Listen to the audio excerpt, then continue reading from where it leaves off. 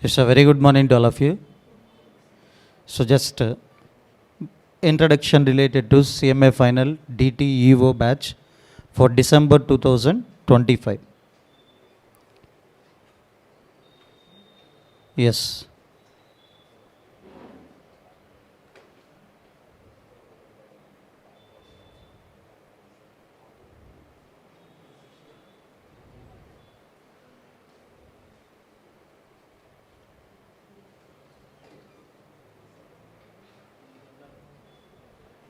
December 2025. Okay.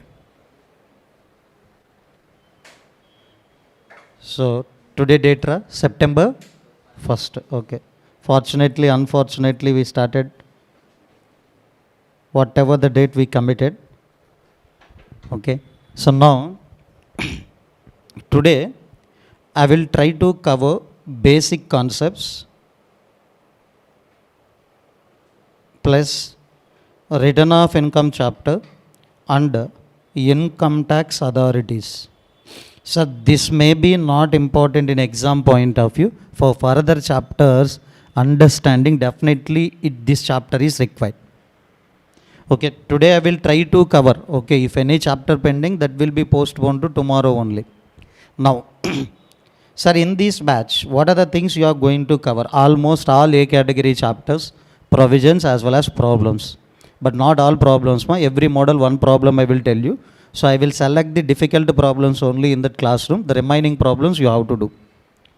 Next, so newly one chapter introduced in our CMA final DT. Any idea about the chapter name? Tax audit. But some extent we can discuss in PCBP also. But okay, separate chapter introduced that we have to cover.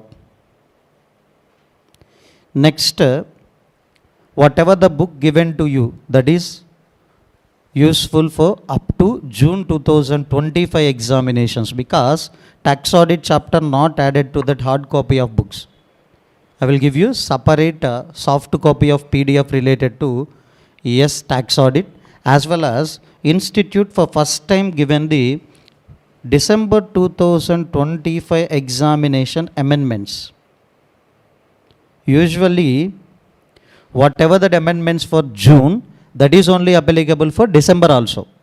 But for this attempt, they released some amendments newly exclusively for the December 2025 exams. Hardly 15. So that also we have to cover. So for these two, I will issue the soft copy. Yes sir, I will issue the soft copy and we can discuss these amendments also in that class. Okay. Straight away we can start today agenda. Yes sir, basic concepts. So speedily I will cover the everything. Try to recollect, and after that class you can do revision also. If anything you cannot follow in this class, yes, you can ask at the end of the class or in the break times also you can. But again I will tell to you, so this class is useful for the repeater. Repeater means already who attempted one exam or completed the regular coaching, then only they can follow these classes. Yes. So shall we start the basic concepts, ma? Yes.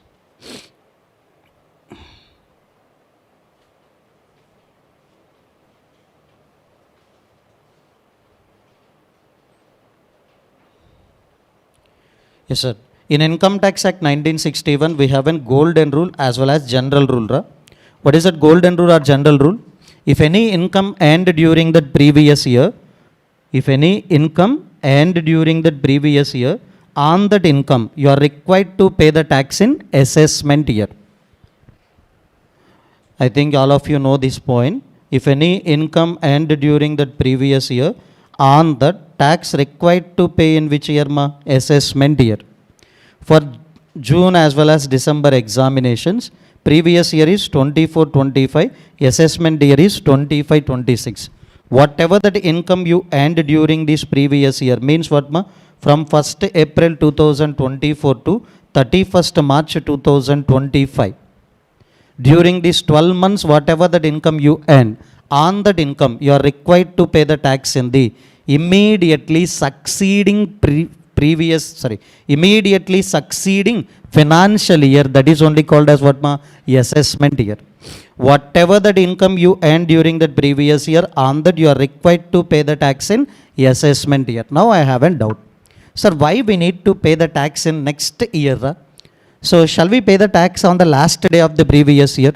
Impossible. So books of accounts can be closed in the next, within a week of what my next financial year. Some cases it can be taken 1 month time also in the next year. How books of accounts can be closed on the last day of the previous year? Within that few hours, how we can pay the tax? That's why Income Tax Act 1961 also saying that no need to pay the tax in previous year. Next year you can pay the tax by way of filing the return of income. By way of filing the return of income. So next. So this is a golden rule or general rule, we know already. Now we can start with the charging section. Now we can start with the what ma? Charging section. Yes sir. Every person, I think you know what do you mean by the person. Yes sir. Every person, yes, first we can discuss the person definition. I think you know all these definitions. Okay, for my interest only, I want to discuss the person includes who and whom. Person definition given in section 2 subsection 31. Person includes. Can you tell me this is an inclusive definition? Person includes, first one ma, individual, HUF, firm LLP, company, AOP BY, local authority, AJP. So remember total count ma, individual, HUF, firm or LLP, company, AOP BY, local authority, AJP. Total 7.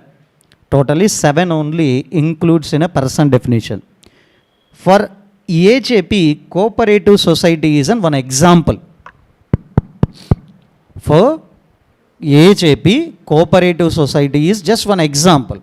Sir, why you written separately? Because we haven't separate tax rates for the cooperative society. So that's why I written separately. So now, I think you know AOP means what ma? Association of person. BOI means what ma? Body of individuals. Sir, AOP means, yes sir, association of person. Meaning ma? In person definition, whoever is there, any person can become the member. Means two companies, one partnership firm can associate together and to start the what ma? AOP. That means any person defined in section 2 subsection 31, they can become the members in AOP. Then what about BOI ma? Only individuals can become the members. Only individuals can become the members. Now, we know AOP BOI. So just for our interest purpose, we can discuss the HUF. HUF means nothing but the family owned businesses ma. So including Sikh and Jain families also. So Hindu means we have one meaning. But here we have to include Sikh and Jain families also under HUF. So for HUF, we have two schools of law. That means two types of law we have. Yes, first one is nothing but Dayabhaga. Second one is nothing but Metakshara.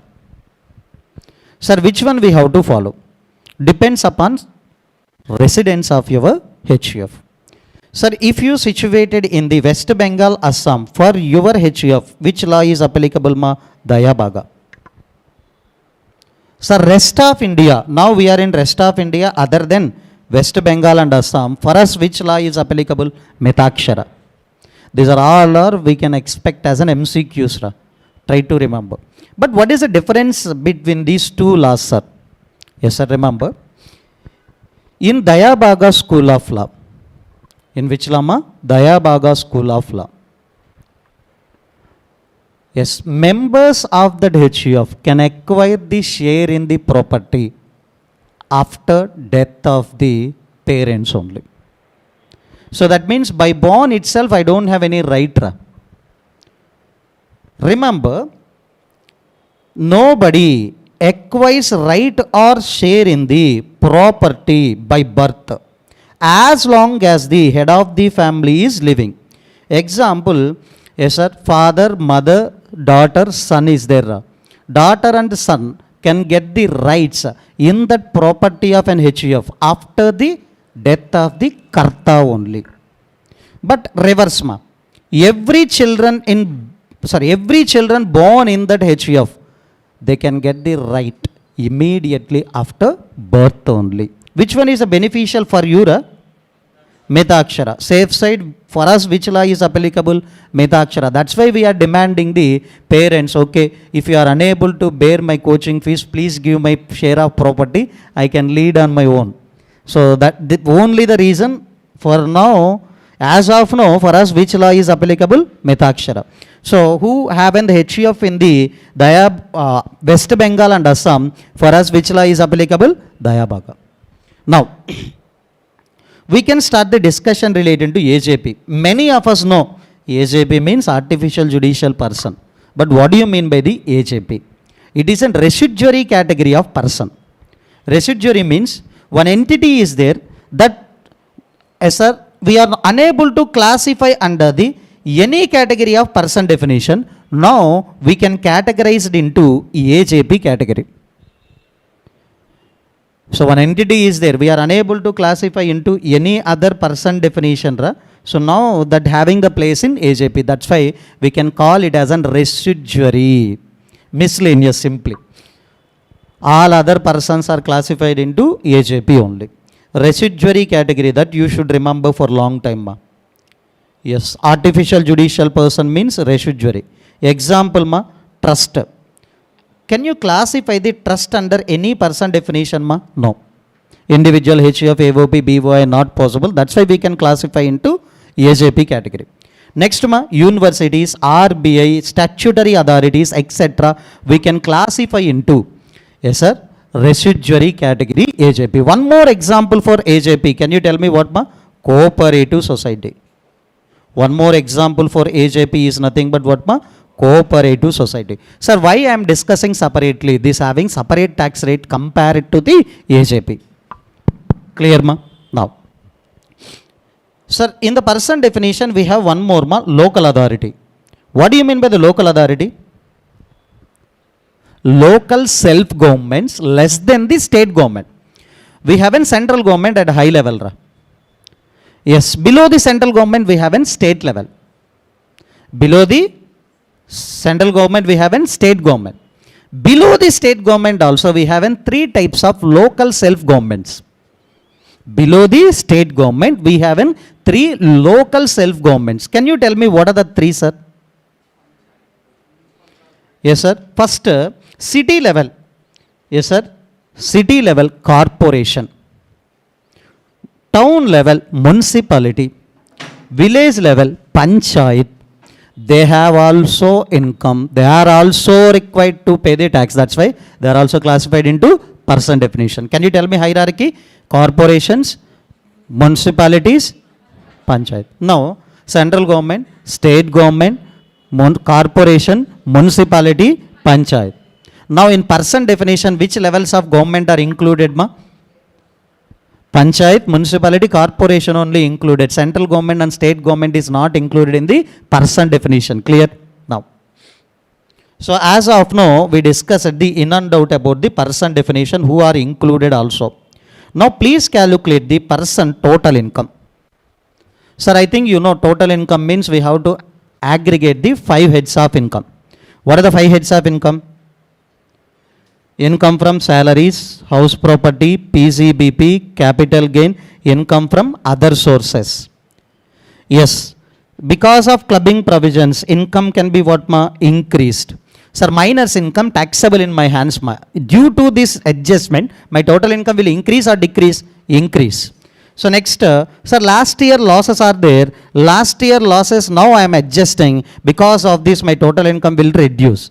Remember, after calculating the 5 heads of income, please do the clubbing provisions adjustment as well as set off provisions adjustment also. Then you can get the gross total income. From this gross total income, you are required to reduce the chapter 6A deduction. Then you will get the net total income, taxable income or net income. On this only we are required to apply tax rates. Yes sir, what are that ma? Net total income also, taxable income also, net income also. On these only we are required to apply the tax rates. Clear? Next ma.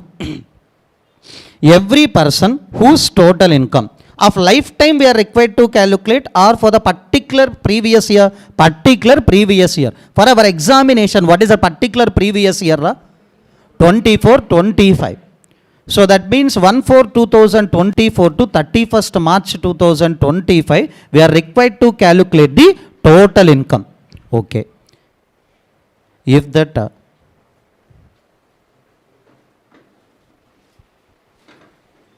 okay.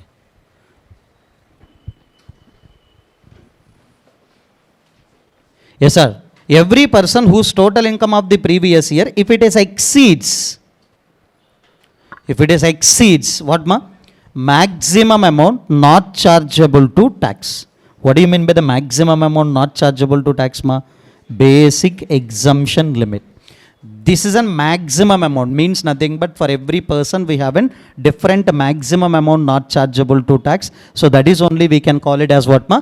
Basic exemption limit. Suppose for HUF 2,50,000 is a basic exemption limit. Means this is only maximum amount not chargeable to tax. More than that, if you earn, you are required to pay the tax. Remember, if any person total income of the previous year exceeds the basic exemption limit, now that person can be called as what ma? SSC. As of now, he is a person only, but whenever his total income exceeds the basic exemption limit, now we can call that person as an SSC. SSC is required to pay the income tax by using the rates given in the Finance Act relevant to the assessment year. So this is only charging section, sir. Without charging section, we can't levy the tax. Again, I will tell you. Every person whose total income of the previous year, if the total income exceeds the basic exemption limit, we can call that person as an SSC. And he is chargeable to income tax at the rates where they are given ma? Finance Act relevant to the assessment year. Can you tell me what is that Finance Act applicable for our examination? Nachindi cheppoddu.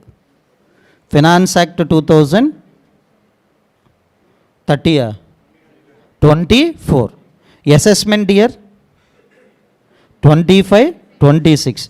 Previous year 24-25. Please try to remember these three. Now, so shall we start what are the basic exemption limits? We know all the things, ma, person, total income, previous year, and next we can discuss about what are the basic exemption limits are available. Shall we? Online.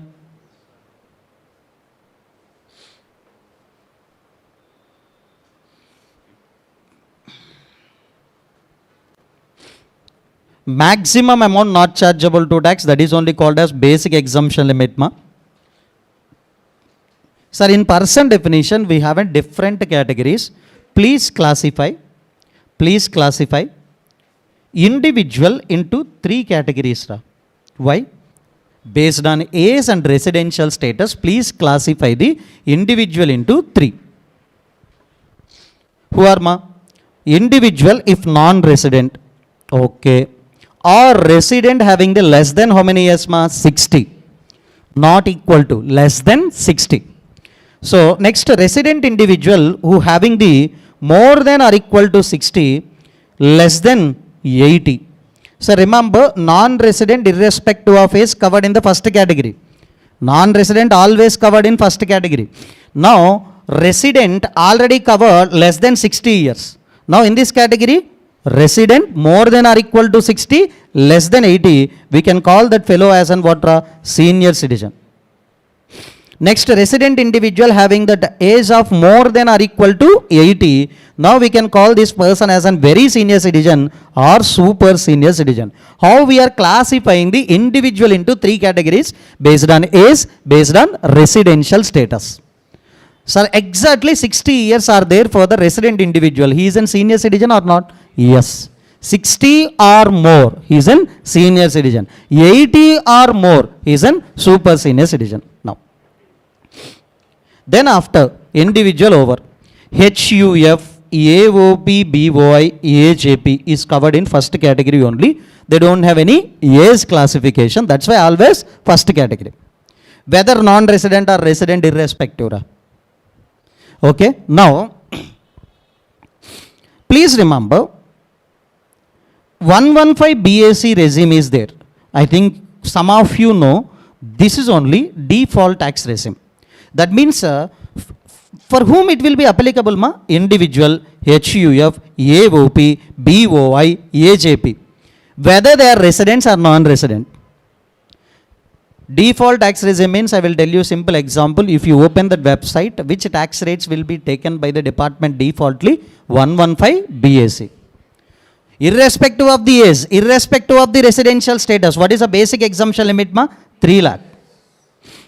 There is no age classification also. There is no residential status also. Directly always 3 lakh. But if you follow the old means, I will tell you, ma. Sir, personally I don't want to follow the 115 BAC. Can I shift out or can I opt out from the 115 BAC to the normal? Yes. So that's why this is called as old regime, or we can call it as what, ma? Optional regime also. I will give you the more clarity during the further chapter. Just listen carefully. So now here, if you are a non-resident, individual non-resident, or individual resident having less than 60 years, HUF, AOP, BOI, AJP, what is the basic exemption limit? 2,50,000. Next, resident individual having the more than 60 years or equal to 60 years less than 83 lakh. Individual, that to resident individual having the age more than or equal to 80 years, how much, ma? 5 lakh. Sir, basic exemption limit is constant irrespective of the classification under section 115 BAC. But in optional regime or in old regime, definitely it will be changed based on the residential status and age. Clear? That means basic exemption limit is only for the individual, HUF, AOP, BOI, AJP. Then what about remaining persons in the person definition, ma? Yes, these are only their company, partnership firm, LLP, local authority, cooperative society is an example for AJP. But please classify it separately for discussion of what, ma? Tax rates. So for all of these, basic exemption limit will be what, ma? Nil. Clear? Nil means what? Basic exemption limit is nil means we have to follow flat rates. Yes, sir. Basic exemption nil means while paying the tax, we are required to follow what rates? Flat rates.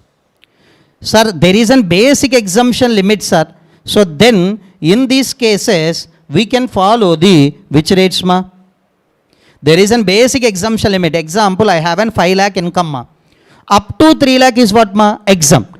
3 to 5 lakh, slab is there, next level is there. I have to follow the slab rates. Yes, sir, I have to follow the slab rates. But for this rule, there is an exception. What is that exception, ma? Cooperative society. Cooperative society doesn't have any basic exemption limit. Still, we are required to follow the slab rates. There is a speciality of the cooperative society, ma. Generally, there is no basic exemption limit. What we have to follow? Flat rates. But for cooperative society itself, please follow the slab rates. Clear? Speed out na? Again adugutunna leda. Next, when we can call one person as an SSE, ma? His total income is more than basic exemption limit, and if he required to pay the tax under Income Tax Act 1961, then we can call that person as an SSE. So okay, then main discussion during this chapter, tax rate. So okay, his total income exceeded the basic exemption limit. Now he required to pay the tax. On total income, we are required to apply the tax rates given in Finance Act 2024 relevant to the assessment year 25-26. So now what are the tax rates? Yes, sir, it will take nearly 40 minutes time. Listen carefully, and No need to refer again and again these tax rates. In the classroom itself, you need to get in clarity about all the tax rates. Okay, day before exam, if you want to revise, otherwise not a problem. Yes, tax liability. In order to calculate the tax liability, sir, how can I say what is the total duration? I am not a god, sir. Total duration. Yes, sir, I am not a god. Here the students are slow, I will take 10 more hours. There are speed, I will close entire discussion in 10 hours also. So please, already I told many times 40 to 50. If MCQs added, I will increase the timings. Okay, you are in children or you are in self-employed, you are reading only. Yes, more than 10 or less than 10 is not at all issue. Okay, you can plan. Around 60 hours I haven't planned. Okay, less than this or more than this also, I will try to tell you. Okay. If you don't want to listen that extra hours, I will provide recording also. No. In Income Tax Act 1961, how to calculate tax liability? We are required to add the three components. The first one, income tax liability. Second one, surcharge. Third one, health and education cess. Yes, sir. Regular students, already you listen. These are all the things. If you haven't thought of revising any other chapters or other subjects, yes, you can go and read the draft. Okay, there is no problem. Already you know these are all the points very well. If you haven't, okay, if you want to revise, sit here. Otherwise, you can go and you can revise any other subjects also. That is your wish. Next, income tax liability, how to calculate, and surcharge as well as health and education cess. For calculating the income tax liability, we can follow either old regime or new regime.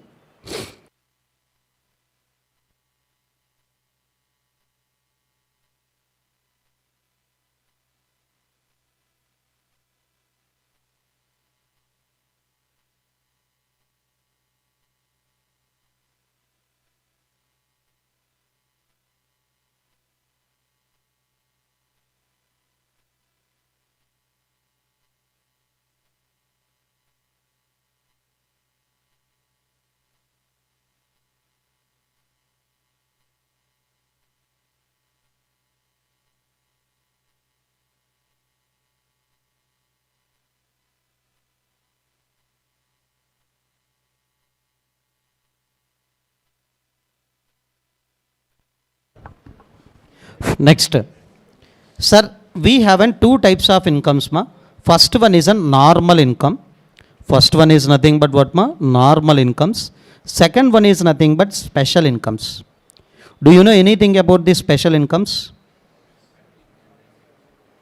Do you know anything about these special incomes? Lottery incomes, long-term capital gain, etc. Yes. For these special incomes, always we have to apply the special tax rates. Always we have to apply special tax rates. For these normal incomes, you can follow the either old regime or what new regime. Sir, what are the old regimes? What are the new regimes? I will give you that clarity. Please wait for some time. Either old or new, anyone you can follow. No need to follow both. Special incomes related, special tax rates. Normal income related, one regime only there. You have to follow that regime. Both the regimes are there. You can follow any one of the regime. Next. Sir, if you are a rich person, from you, department wants to collect the one more type of tax, that is called as what? Surcharge. So normally the premium amount we are collecting, remember, if you are a rich, from you, department wants to collect the surcharge in addition to what? Income tax liability. Okay, surcharge rates I will tell you. That surcharge rates required to be applied on total income or income tax liability? Income tax liability. Surcharge rates is required to be applied on income tax liability. Remember, deciding whether we have to levy the surcharge or not, that should be decided based on total income. What rate of surcharge we have to apply, that all the things will decide based on total income. But while applying the rate required to be applied on what? Income tax. Surcharge rate always required to be applied on what? Income tax. Now, surcharge plus income tax liability all together, we are required to collect 4% of what ma? Income tax liability plus surcharge, that is only what ma? Health and education cess. Sir, why we are collecting the surcharge, sir? Remember, MCQ important. Direct taxes are progressive based in nature. What do you mean by the progressive, ma? There is a difference between rich and poor. There is a clear differentiation between the rich and poor. Example, I haven't only 2 lakh, no need to pay the tax. You haven't 10 lakh, you are in 30% slab. Okay, you haven't 1 CR. Along with that income tax, you are required to pay surcharge also. So that's why definitely there is a difference between rich and poor in the income tax mechanism. But in indirect taxes, regressive based, there is no difference between rich and poor. That means any person wants to purchase the one product, the same price for that all.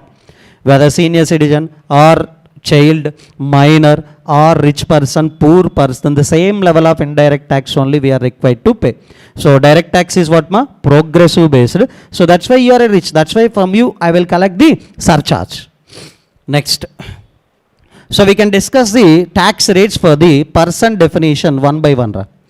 Can you tell me first category? Yes sir, while discussing the basic exemption limit, we classify these persons only. Please let me know ma. Individual, HUF, AOP, BOI, AJP. Individual, HUF, AOP, BOI, AJP. Yes, can you tell me for them which one is a default tax regime? 115 BAC subsection 1A. This is only we can call it as what ma? Default tax regime, or this is a newly introduced, that's why we can call it as what? New regime also. In this, what is the basic exemption limit ma? Always 3 lakhs. So no need to check the age, no need to check the residential status. How we can calculate the income tax liability ma? Yes, basic exemption limit is 0 to 3 lakh. Next, slab 3 to 7 lakh 5%, 7 to 10 lakh 10%, 10 to 12 lakh 15%, 10 to 15 lakh 20%, above 15 lakh 30%. That means here you have to observe there is no 25% slab. Many students are writing the 25% slab here. There is no 25% slab in the 115 BAC subsection 1A. But slab rates, remember, 3 to 7. Sorry, 0 to 3, 3 to 7, 7 to 10, 10 to 12, 12 to 15. Above 15, that also you have to remember. Next, okay, anyhow we calculated the income tax liability. Then what is the surcharge? Yes sir, what is the surcharge? Under which regime? 115 BAC. That is only we can call it as default. That is only we can call it as new. Sir, for whom we are discussing the surcharge ma? Individual, HUF, AOP, BOI, AJP. But I am highlighting the AOP. Sir, one type of AOP I am excluding here. What is the type of AOP ma? AOP. AOP. Yes sir. Consisting of company 1, company 2, company 3. Any person can become the member. Here who become the members in AOP ma? Company. Okay, another AOP I want to give the example. One company, one individual, one partnership firm. One partnership firm. Remember, here I want to exclude this type of AOP from this discussion. What is that AOP ma? AOP consisting only companies as a members. For that I will tell you separately. So that is only ma. Separately I will discuss the surcharge rates for the AOP consisting only companies as a members. So now for this, yes, for this AOP now I am discussing. After the discussion of total things, I will tell you, in any AOP, companies only consisting as a members, separately we can discuss about the surcharge rates. Now, I already told how to levy the surcharge is depending upon the total income. So level of total income only can decide the what ma? Richness. So more than or less than or equal to 50 lakh, you are poor only. For whom we are discussing? Individual, HUF, AOP, BOI, AJP. AOP consisting only companies as a members excluded from here. Total income less than or equal to 50 lakh, no surcharge. That means you are considered as a poor only. Exactly 50 lakh also no surcharge. Exactly 50 lakh also no surcharge. Exceeding 50 lakh, less than or equal to 1 crore, 10% of income tax. Remember, always the surcharge rate is applied on income tax. More than 1 crore, less than or equal to 2 crore. Exactly, I have 2 crore total income. Now, what is the rate, ma? 15%. More than 2 crore, 25%. You have to remember these rates, ma. But under 115 BAC, what is the maximum surcharge rate? 25%. Maximum surcharge rate is nothing but how much, ma? 25%. Remember that. More than 2 crore, whatever the total income is there, always 25%. Now we can discuss the another regime for the individual HUF, AOP, BOI, AJP. Sir, I don't want to follow the default tax regime. Is there any option to shift out or opt out from the default tax regime? Yes. That option given in which section, ma? Remember the section number? Section 115 BAC subsection 6. 115 BAC subsection 6 is provides an option to shift out or opt out from the default tax regime under section 115 BAC subsection 1A. This is only called as normal, ma, or old. This regime is continued from the long years. And next, optional. Why we are calling it as an optional? It is a default one. You are shifting out or opting out. That's why it is an option for you. Yes, sir. We can use the word of what, ma? Shifting out or opting out. Clear? Next one. Okay, what are the income tax rates? You know, in old regime or in optional regime, in normal tax regime, we have a basic exemption limits classified based on what, ma? Age and residential status. First category, individual non-resident, individual less than 60 years. HUF, AOP, BOI. What is the basic exemption limit, ma? 2,50,000. Up to 2,50,000 nil, 2,50,000 to 5 lakh, 5%, 5 to 10 lakh, 20%, above 10 lakh, 30%. Can you tell me, already we discussed this category in the basic exemption limit also. Now next category, whom? Already HUF, AOP, AJP covered. Only individually spending, individual resident having the more than or equal to 60 years, less than 80 years. That fellow is called as what, ma? Senior citizen. Now what is the basic exemption limit, ma? 3 lakh. Up to 3 lakh, nil.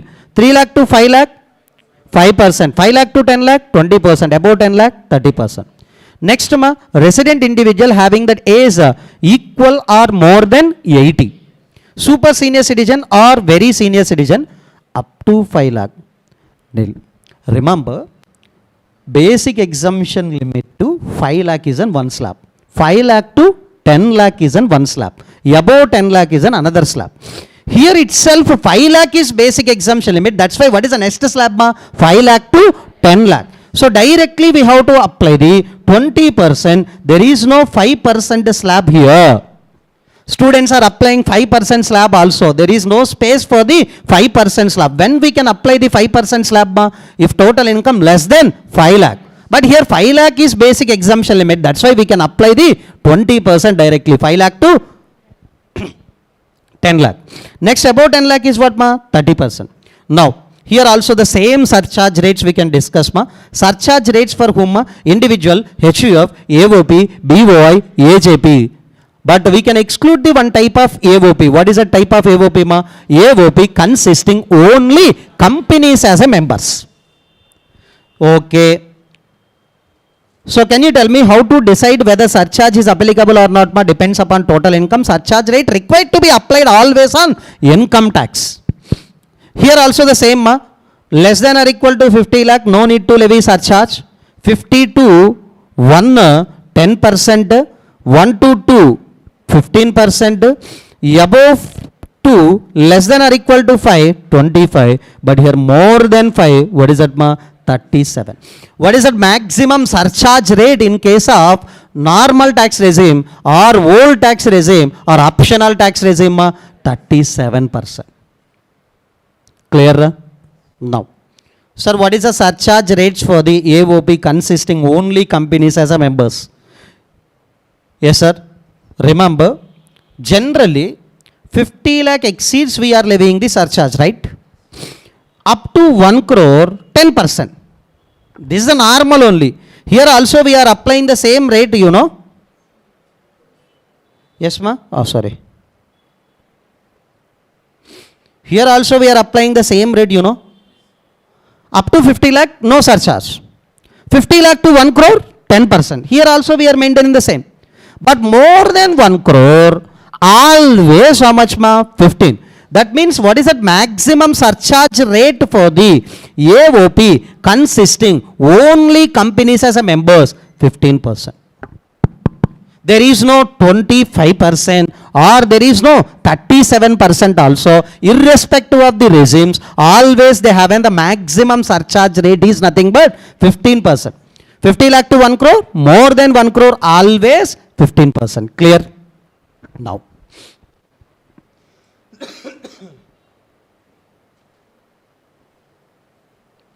Next we can discuss about the tax rates relating to firm including LLP, local authority. Firm including LLP, local authority. Sir, why sir you are mixing these two? The same tax rates, same surcharge rates. So that's why we can discuss the tax rates for these two persons combinedly. Yes sir, you know already if any basic exemption limit is there slab rate, there is no basic exemption limit means flat rate, but for this rule, what is that exception ma? Cooperative society. Cooperative society doesn't have any basic exemption limit, still we are following the slab rates. Okay, what is that income tax rates for the partnership firm including LLP? Partnership firm including LLP and local authority 30%. Surcharge rate ma? More than 1 crore to 10 crore or more than 10 crore, always 12%. Sir, why sir you are including the both the things? More than 1 crore, always 12% is correct only. But I want to compare with the domestic company and foreign company surcharge rates. I require to present in this format only. But what is that surcharge rate? Fixed surcharge rate if the total income exceeds 1 crore, always what ma? 12% for whom ma? Partnership firm, LLP, local authority. Now I have a doubt. For individual HUF, AOP, BOI, AJP, we have two regimes. Partnership firm, LLP, local authority only having that one regime. There is no regime. Sir, not in our syllabus, sir, not in Act also, not in Act also. They are required to follow these tax rates only. Clear? Now we can start the company, that too domestic company. Here domestic company have an option to follow the two regimes. Sorry, any one of the two regimes. The first one, normal tax rates or old regime. These rates are continuing from the last years. But yes, 4 or 5 years back, they introduced that what ma? Optional tax rate. Generally, you can follow this. But you don't want to follow this. Yes, you can shift and you can take these optional tax rates. Many students are asking, sir, 115 BAC is nothing but default, sir. Here also for company it is a default. No. Normal only default for the companies. Normal only default for the companies. Now, shall we start the normal tax rates, ma? Yes, income tax rates. For which year we are discussing that income tax rates, ma? Previous year 24-25, assessment year 25-26. For knowing the domestic company tax rate for this previous year, which year turnover or gross receipts we have to check, ma? 20-23. Now I will tell you, sir, what is the previous year, ma? 23-24. Sir, easily we can alter this 2 years turnover. Okay, normally the budget can be announced in the before year. So that's why whatever the turnover, easily we can change for taking the advantageous tax rates. So that's why they are given not only this year turnover, not only previous year, next one ma 22-23. So this year turnover, there is no chance of what ma increasing or decreasing, or there is no case of manipulation. So that's why for determining the 24-25 income related tax rate, please take the 20-23 turnover or gross receipts. If does not exceed how much amount ma? 400 crores, 25%. Other, that means if exceeds the 400 crores, 30%. So remember 400 crores ma, not lakhs. 400 crores. Next one, what is the surcharge, sir? Yes, 1 crore exceeds to 10 crores, 7%. 10 crores exceeds 12%. That means 7, 12. Limits are what ma? More than 1 crore, less than or equal to 10 crores, more than 10 crores. Depending upon total income, we are discussing the surcharge rate. The surcharge rates always applied on what ma? Income tax. The surcharge rate always required to be applied on income tax. Now, sir, I don't want to follow this 25% or 30% or this surcharge rates, sir. Is there any option for domestic company? Yes, no problem. You can shift out or you can opt out these optional tax rates. So how many optional tax rate sections are there for that domestic company, ma? Please read out along with me. 115 BA, 115 BAA, 115 BAB. So, to be honest, this is deleted. But in our exams, still they are asking. Not at all applicable now, but try to remember. Still we are getting this question from the 115 BA also. Wrong. 115 BAB, now I want to target. For domestic manufacturing companies, if any domestic, that too manufacturing, not for foreign companies, ma. We are given the optional tax rates for domestic companies only. We are discussing now domestic companies tax rate. Yes, set up and registered on or after 1/10/2019. This dates also important. Set up and registered means what ma? You are taking the registration and the incorporation certificates on or after that date. Commencement of business before 31st March 2024. Sir, one condition saying on or after the date, another condition saying before this date. Yes, if all the conditions are satisfied, you can pay just 15% of income tax. Instead of 25, instead of 30, just you can pay 15%. Here, surcharge fixed ma, irrespective of the total income. Here, how we decided the surcharge depending upon total income. Here, no need to check it out the total income, fixed 10%. Health and education says 4%. Please calculate effective tax rate. Effective tax rate 17.16%. Try to remember directly percentages, right? It can save your time in your total income problems also. Next. Sir, other domestic companies. That means, can you tell me what do you mean by the other domestic companies, ma? Any company not classified in the 115 BAB. Yes, generally you are required to pay 25-30. Okay, now I am giving the discount. What is that, ma? 22 pay. Okay. Surcharge 10% and education says 4%. Altogether 25.168. Yes, 115 BA, outdated section, no problem. Just try to remember. Yes, okay, we haven't 25 or 30. Okay, please go with the 25. Surcharge is depending upon total income, either 7 or 12%. We have to add what, ma? Health and education says. That means in optional regime or in optional tax rate, two sections are there. 115 BA, 115 BAA, 115 BAB, fixed surcharge at the rate of 10%. But in 115 BA, always surcharge rate depending upon the total income.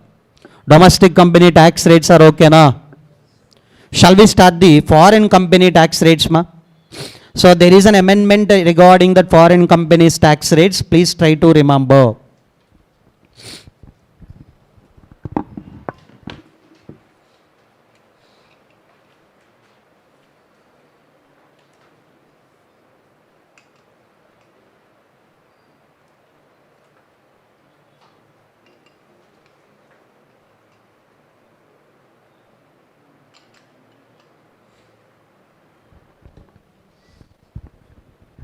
Yes, ma'am.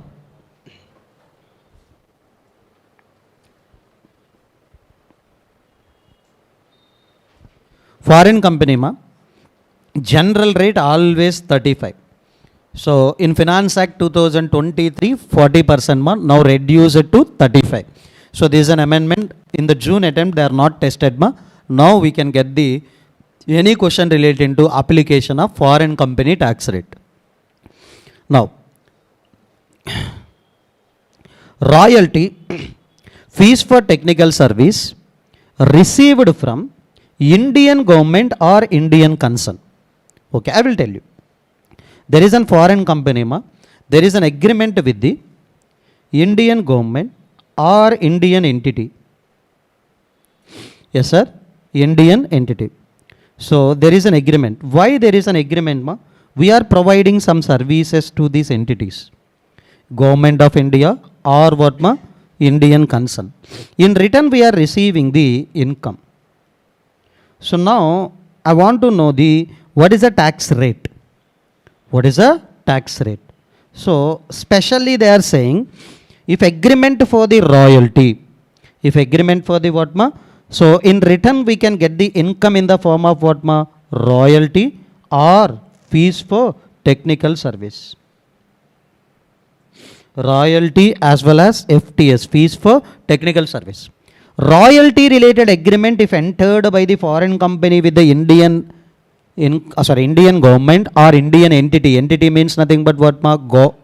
Company or any other organization. Concern means entity. That may be company, partnership, firm, individual or anything. Now remember these agreement dates, ma. These agreement dates 1/4/1960 1/2, 31st March 1976, 1/3/1960 4/2, 31st March 1976. Now that income is taxable in the hands of foreign company, not with the 40%. Now we are required to tax at the rate of 50%. What type of incomes, ma? Royalty income, fees for technical service. Received from Indian government or Indian concern. Agreement also, if entered in between the dates, then only we can apply the 50%. So surcharge rates, ma, the same level of total income, more than 1 crore, less than 10 crores, more than 10 crore. Yes, 2%, 5%. Domestic company, 7 or 12, yes, here, 2, 5. Now cooperative society. Cooperative society is an example for AJP. Already you know, cooperative society is an example for AJP. But cooperative society is an exception to the basic rule also. What is that, ma? There is no basic exemption limit. Still we are following the slab rates. For cooperative society also, we are required to follow any of the two regimes. Which one is a normal? That means what, ma? From long duration we are following the normal tax or old. That is only default. If you don't want to follow, yes, you can follow the optional. Income tax rates, ma, normally you need to know about the cooperative society that is formed on the self-help basis. There is no objective of profit earning, but minimum profit they can earn. So if you are observing that any cooperative society, they will not earn the crores and crores of money. So minimum profits they have. That minimum profits they have, that is taxable up to 10,000, 10%, 10,000 to 20,000, 20%, above 20,000, 30%. That means 0 to 10,000 also 10%. 10,000 to 20,000, 20%. Above 20,000, 30%. Surcharge rates comparing like in which company, ma? Domestic company. Cooperative society surcharge rates are compared with the what, ma? Domestic company. Now next thing, we have an optional tax rates for the cooperative society, which is also similarly like an domestic company. This is in section 115 BAB. This is similarly like section 115 BAA. But dates are changed, just remember. Remaining all are same. I don't have energy. Yes, you can refer within 1 or 2 minutes. Similarly, like an 115 BAA, 115 BAB. But what are the rate? What are the section numbers, ma? 115 BAD, 115 BAE. Online, are you following? In exam, you have to remember these direct percentages, effective tax rate 17.160 and 25.168.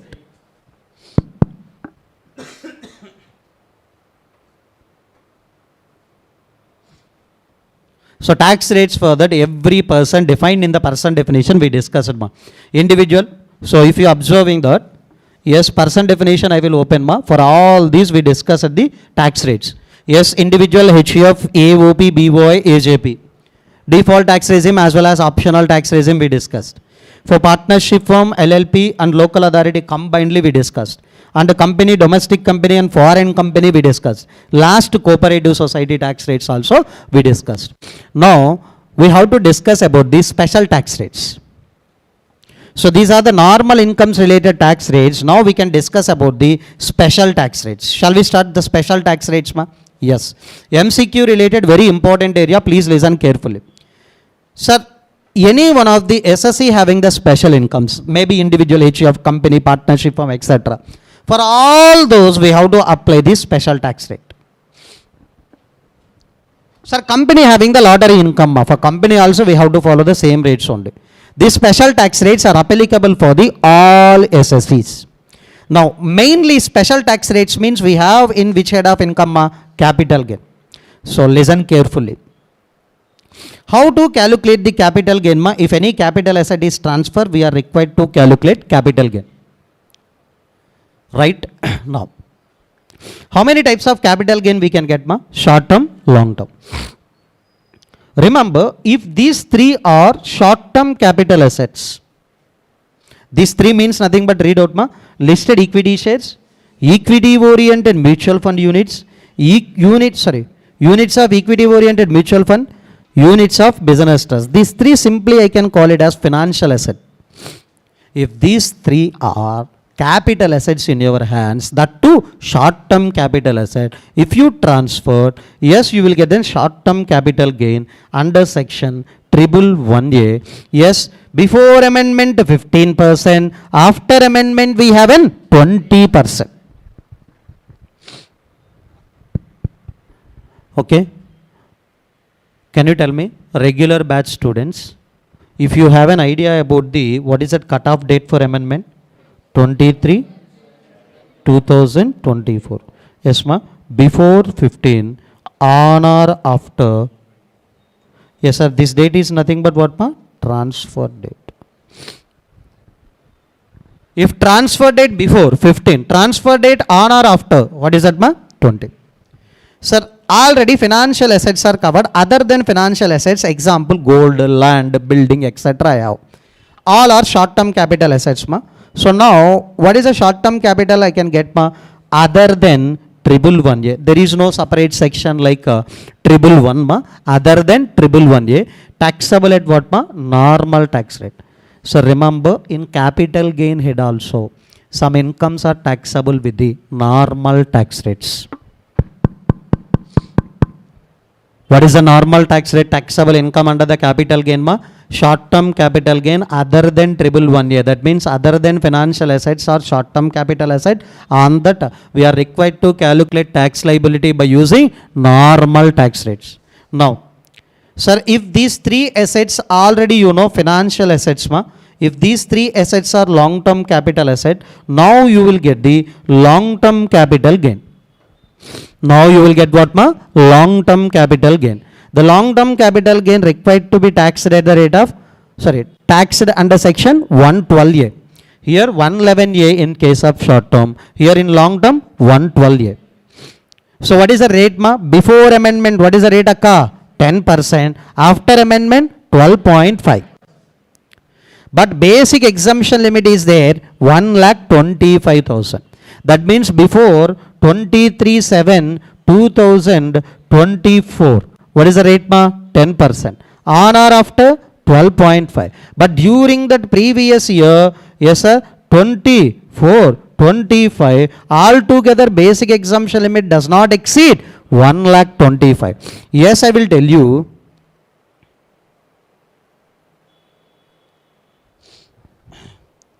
What is the previous year, ma?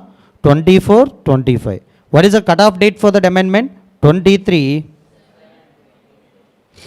24. Before, on or after.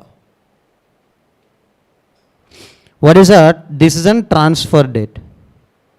Before any long-term capital gain under section 112A is attracted, that is taxable at the rate of what? 10%. Now, if any long-term capital gain under section 112A is arises, now we are required to pay the tax at the rate of 12.5. But during this entire previous year, yes sir, basic exemption limit is nothing but 1,25,000. Suppose here I claim the 35,000 basic exemption limit. So now what is that balance I can get from the here? 1,25,000 minus 35,000. How much? 90,000 only I can get as an exemption on or after transfer thing. 90 only. Clear? So totally we have to check. Totally it should not exceed 1,25,000. But tax rates changed. And next one. Any asset other than financial assets, yes, the long-term capital gain taxed under section what? 112. Yes, there is a different rates. Yes, we'll discuss the different rates in a capital gain chapter 20, 12.5, 10%. So next very important rates, casual incomes under section 115BB. Section numbers also you have to remember.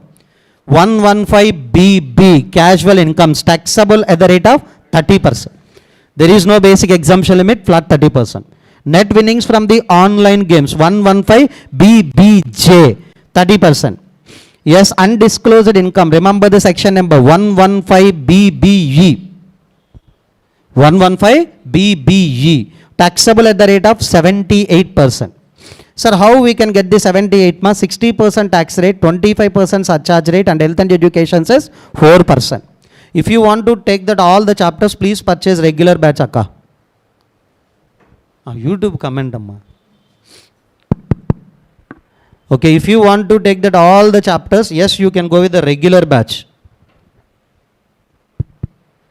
Fact only, ra. Now, sir, from this, we can get definitely MCQ in an attempt by attempt. Undisclosed income 115BBE, income tax rate 60, surcharge 25, and health and education says 4.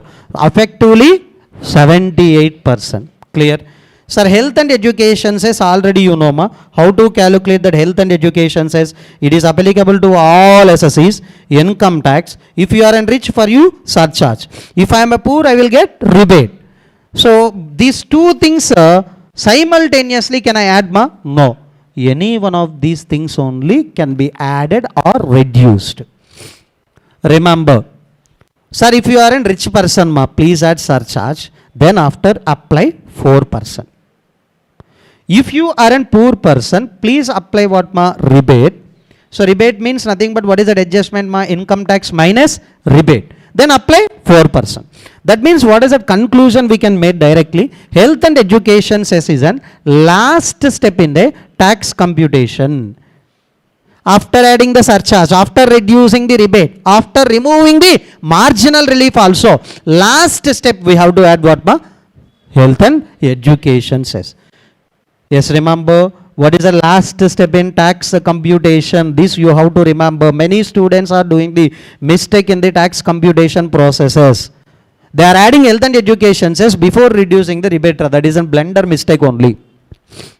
After doing all the things, then you can add the health and education says. What are the things you can add? Yes, income tax, if applicable, surcharge. If surcharge is not applicable, income tax minus rebate.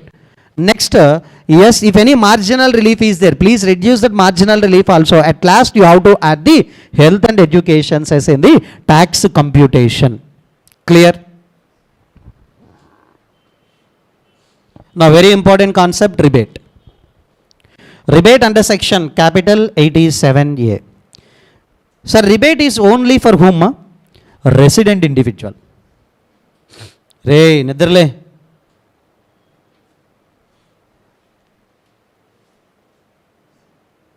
Resident individual, sir, remember individual SSE only can take the rebate. Rebate means discount from the tax liability. So that too, who can get the rebate ma? Resident individual. Resident individual can follow the two regimes ma, under old regime or under default tax regime. Can I take first default tax regime ma? Because that is only default one. Yes, first I will take the default tax regime, or we can call it as a new regime. When resident individual can get the rebate in this section, remember, total income does not exceed 7 lakh. Does not exceed 7 lakh. Suppose I have an 7 lakh or less than 7 lakh total income. Then whatever income tax payable, please calculate it. I think we can get 20,000. Please calculate on 7 lakh income tax liability by using 115 BSE, you will get 20,000. But in act they are given the yes 25,000. Yes, here arrow mark missed ma, you can place. Whichever is lower, you can get it as an what ma? Rebate. So that's why they are given this as an default tax regime. Why ma? In old regime, can you tell me when you can get rebate ma? If your total income is less than or equal to 5 lakh. Yes, if you haven't the total income less than or equal to 5 lakh, yes, income tax payable, definitely you will get 12,500 ma if you calculated on 5 lakh. Or 12,500 only, whichever is lower. Sir, if I am following the old regime, yes, no need to pay the tax if you haven't the total income up to 5 lakh. But here, up to 7 lakh, no need to pay the tax liability. So that's why majority of the individuals or majority of the HUF all are following which one ma? Default only. Because what ma? Rebate concept. But rebate is applicable only for individual, not for HUF, AOP, BOI, AJP. So remember why they are making this scheme as a default tax regime? Because of rebate concept. Are you understood? Ra? Next. This is very important. Ra.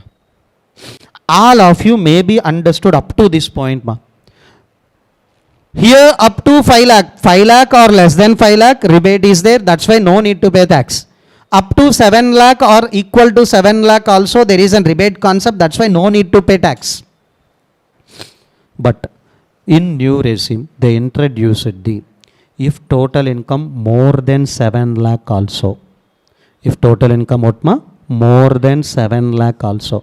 We can get the rebate. More than what ma? 7 lakh also. We can get the rebate under marginal relief concept. Rebate under marginal relief concept. Shall we discuss ma?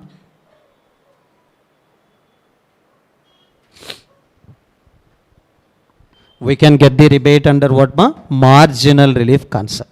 So now suppose I am given the total income, yes, 7,22,000. How much ma? 20 I can take. 7,20,000. Please calculate step 1 ma. Total income more than 7 lakh. How much ma? 20,000. Step 2, calculate the income tax liability on total income. What is the total income? 7,20,000. Yes ma, under 115 BSE, 0 to 3 lakh is what ma? Exempt. Next 4 lakhs is there, 3 lakhs to 4 lakh. What is the rate ma? 5%. Plus excess, how much is there ma? 20,000. Plus we have to into 10%, right? Yes. Here only income tax liability. No need to add health and education cess, etc. No need to add health and education cess, etc. Can you tell me total? Huh? 20? So 22,000. Sir, here what is that additional income I earn more than 7 lakh ma? 20,000. Sir, it is an SSE capability is nothing but 20,000 only. Why? Up to 7 lakh they are saying no tax. Up to 7 lakh there is no tax.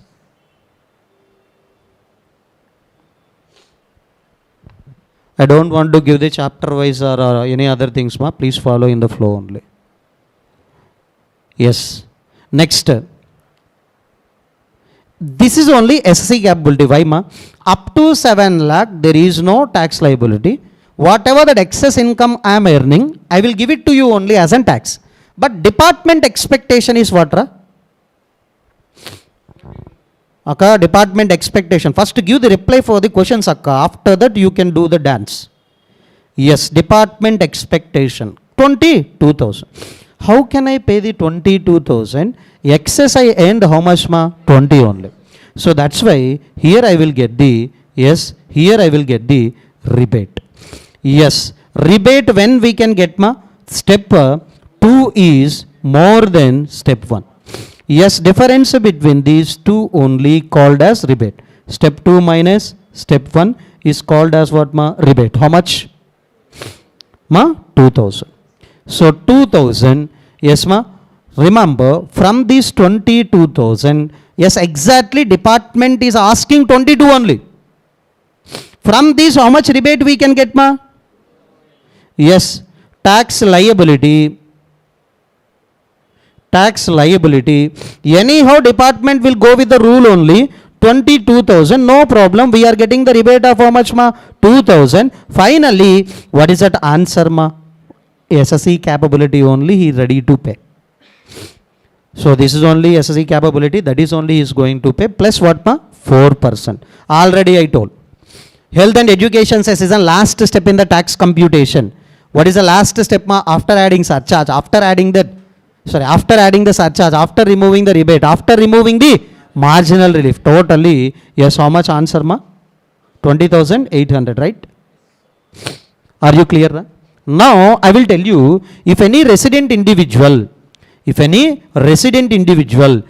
followed the default tax regime means what, ma? 115 BSC. Total income 0 to 7 lakh. There is a rebate directly. 7 lakh to 7 lakh 22,220. Yes, we can get the rebate. Yes, sir. Up to this limit, if you calculated these steps, always you will get the step 2 is more than step 1. In our question also, I am taken that how much, ma? 7 lakh 20,000. How much I am taken? 7 lakh 20,000. Remember, marginal relief related rebate is applicable. Total income more than 7 lakh up to 7 lakh 22,220. You can take 230 and calculate, ma, this equation will reverse. Next, exceeds this, can I get the rebate? No rebate. Sir, when we are getting the rebate under marginal relief concept, under old regime or under new regime? New regime. So that too more than 7 lakh, less than or equal to 7 lakh 22,220.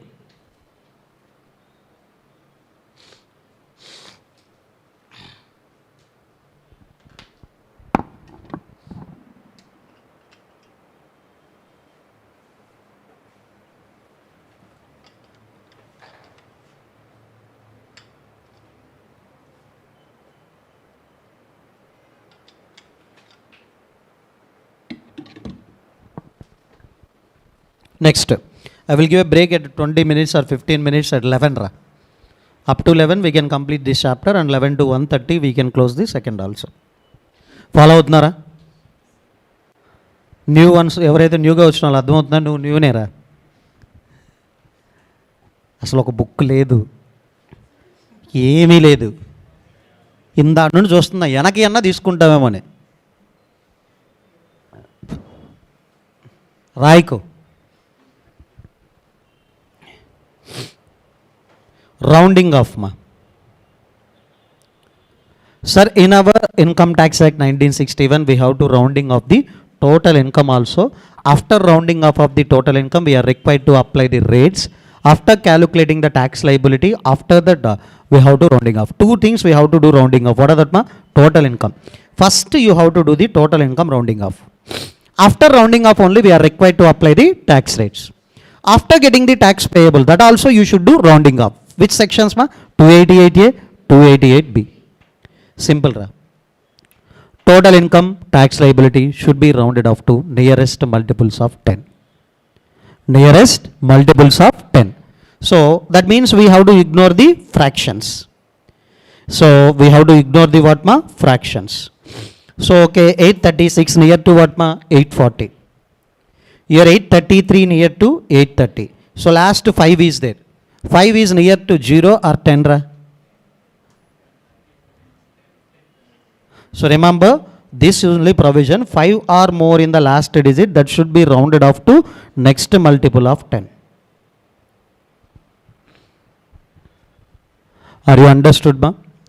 5 or more is there in the last digit, that should be rounded off to next multiple of 10. Yes, these concepts we can use in the DTAA chapter. So that's why please listen carefully. What is that average rate of tax? Simple concept only, but now we can discuss in the basics. My 1 lakh total income is there. On that I collected 34,000 tax.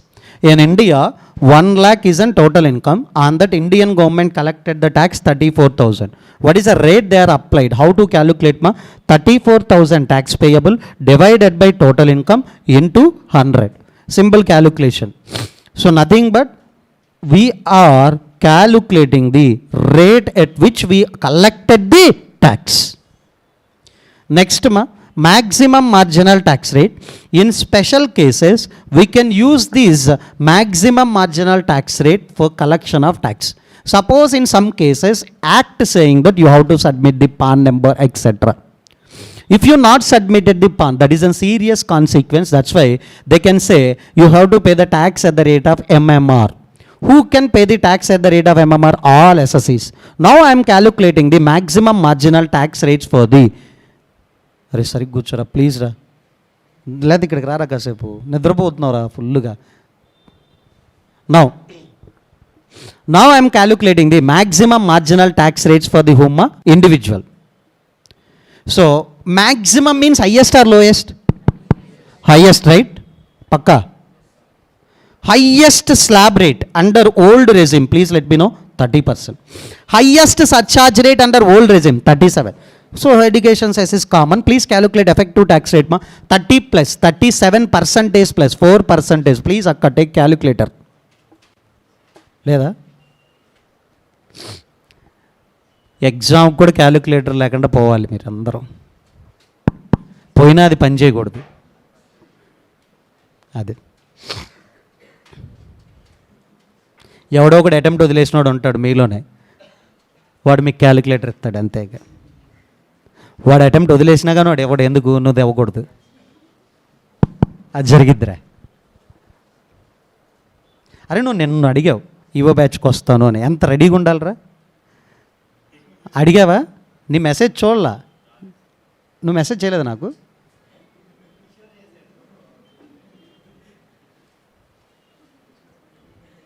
సరే తర్వాత చూస్తాను, ఎక్కువ ఉన్నాయి.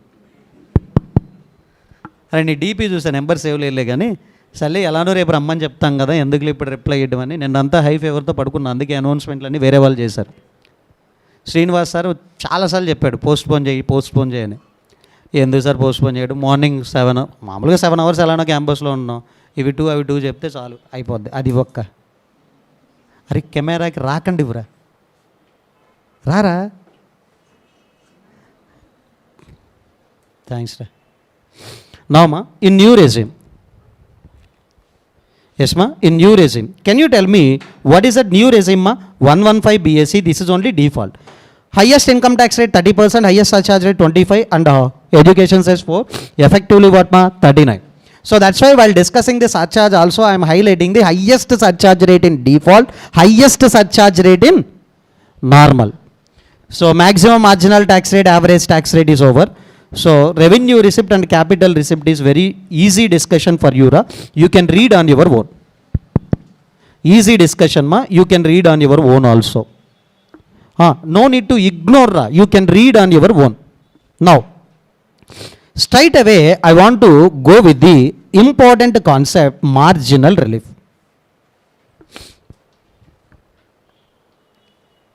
Ma rebate can be available for whom ma? Rebate can be available for whom? Resident? Individual only, not for all others. Okay. Now I am discussing the marginal relief. What is that marginal relief? For whom this will be available, that all the things I will tell you. If it is over, then chapter will be closed. Whatever the remaining concepts are there, you can read on your own also. You can read on your own also. No need to ignore. But I am telling you the most important concept and past examination concepts only. Remember, marginal relief concept. First I will explain you that concept, then after we can do 1 or 2 sums also. Case 1, 42 years of age, total income 50 lakh ma. Old regime is following. Please compute tax liability. Please compute tax liability. 42 years of age, 50 lakh income following old regime. Yes ma? Here surcharge is applicable or not applicable ma? Not applicable. Why? Total income does not exceed 50 lakh. Up to 50 lakh in case of individual there is no surcharge. So that's why if you are added the health and education cess, it will be 13 lakh 65,000. All of you getting the same answer?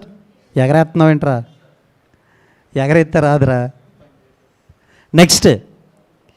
Remember ma, case 2, 42 years of age, same SSC, just he earned the 1 lakh additionally to that case A. Sorry, case 1. Now what is the tax liability ma? Here why tax liability will came high amount? Because of surcharge. Up to 50 lakh there is no surcharge. Now I require to add what ma? Surcharge. Yes, after adding the surcharge, after adding the health and education says, what is that amount you got ma? 15 lakh 35,820. What is that additional tax you have here? Huh? Additional tax, what is that amount you are getting? 1,70,820. Additional income how much? 1 lakh. Sir, instead of paying this 1,70,820, can I give 1 lakh also to the department? That is the best thing. Sir, we earned more than 50 lakh, 1 lakh only. Sir, if I am paying the tax on that additional amount, this additional tax comes around 1,70,820. No, sir, I will give it this entire amount to you. Remember this point. We are ready to pay the additional amount more than 50 lakh. Please remember that point. Now, please let me know. Marginal relief concept is arises only due to surcharge. Only due to surcharge. So now I will tell you what is that basic limits for surcharge. Ma, individual HUF, AOP, BOI, AJP. Hura, individual HUF, AOP, BOI, AJP. What is that regimes we have? Default one, normal one. Under default, what are the basic limits for surcharge ma?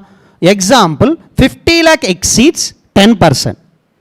1 crore exceeds 15%. Next one ma? 1 crore to 2 crore. What is the rate? 25%. More than 2 crore? Wait, I missed the logic. Okay, no problem. Ma, what is that surcharge rate ma? Generally 50 lakhs to 1 crore, 10%. That means 50 lakh exceeds 10%, 1 crore exceeds 15%, 2 crores exceeds 25%. Whenever the surcharge attracted or surcharge rate increases, that is only called as a basic limit for surcharge in my language. What are the basic limits for surcharge ma? 50 lakh, 1 crore, 2 crore. Here ma, 50 lakh, 1 crore, 2 crore, 5 crore. Okay. In case of, yes sir, in case of AOP consisting companies as a members, what is that ma? 50 lakh, 1 crore. In case of partnership firm, 1 crore only always. Why ma? After 1 crore always 12%. Next, in case of domestic company, 1 crore, 10 crore. In case of foreign company, 1 crore, 10 crore. Next, cooperative society, 1 crore, 10 crore. Remember, whenever we are increasing the surcharge rates or whenever we are applying the surcharge rate after one limit, that is only I can consider as a basic limit for surcharge. Okay, so I will give you shortcut ma. Basic limits for surcharge is there. More than that, if you earned, yes sir, What is that, ma? Basic limit for surcharge is there. Yes, what are the basic limit for surcharge, ma? Depends upon SSC, you know. Plus 1 lakh or 2 lakh or 3 lakh income additionally if you have. In our example, what is that, ma? 1 lakh additionally we have more than the 50 lakh. In this case, yes sir, example 1 crore 1 lakh, 2 crore 2 lakh, 5 crore 2 lakh, 10 crore 2 lakh. Additionally what, ma? 1 lakh, 2 lakh, 3 lakh. Then please calculate the tax liability. Yes, please calculate the tax liability by using the steps given in marginal relief. Why, sir? Definitely here you can get the marginal relief. Definitely here you can get the small amount of relief while you are paying the tax. Sir, 55 lakh given. How much, ma? 55 lakh. Directly you can compute tax liability. There is no marginal relief. Sir, 53 lakh 5,000 they are given, sir. You said that. More than basic limits for surcharge, 3 lakh is there, but they are given 3 lakh 5,000, sir. 53 lakh 5,000. Now I haven't doubt, sir, whether I am getting the marginal relief or not. No problem. Solve by using these steps only. Here only you can decide whether we are getting the marginal relief or not. Shortcut only, just I am saying, yes, more than basic limit, that is an 50 lakh, 1 crore, 2 crore, 5 crore, 10 crore. For all SSCs, these are only basic limits. More than basic limit, 1 lakh, 2 lakh, 3 lakh is there. Don't think about it. Directly you can solve the tax liability by using marginal relief steps. Sir, I haven't doubt about the SSC can get marginal relief or not. Yes, follow these steps only. Then you will get tax liability. Sir, in exams also, they will not ask anything about the computation of marginal relief. They will ask tax liability only. But using that question framing, you have to understood here SSC is getting marginal relief or not. So how they will ask the question, ma? I will tell you. Yes, this is only question. SSC having the 42 years of age, total income 51 lakh. Please compute tax liability. SSC exercises the option given under section 115 BAC 6 means what is the tax rates is following, ma? Huh? Default or normal? Normal, ra. Option given we are exercising. What is that option? We are changing from the default to normal. Remember, not 115 BAC, he is opting the 115 BAC 6 option. What is that 115 BAC 6 option? They are saying if you opted this section, you can shift from the default to normal, or we can call it as optional, or we can call it as an old. Without knowing this point, if you learn entire income tax also, last tax computation answers all will be gone wrong only. You are an expert in provisions, I know already, but you are not at all expert in basic points because we are simply ignoring all these stuff. Okay. Sir, here how you decided, sir, can I calculate direct tax liability? No. Here there is a chance of getting the marginal relief. That's why we are required to follow the steps. What are the steps, ma? Step 1. Tax on total income including surcharge. What is the total income given in the question, ma? 50 lakh. Sorry, 51 lakh. What is the surcharge rate is applicable if the total income is 51 lakh? 10%.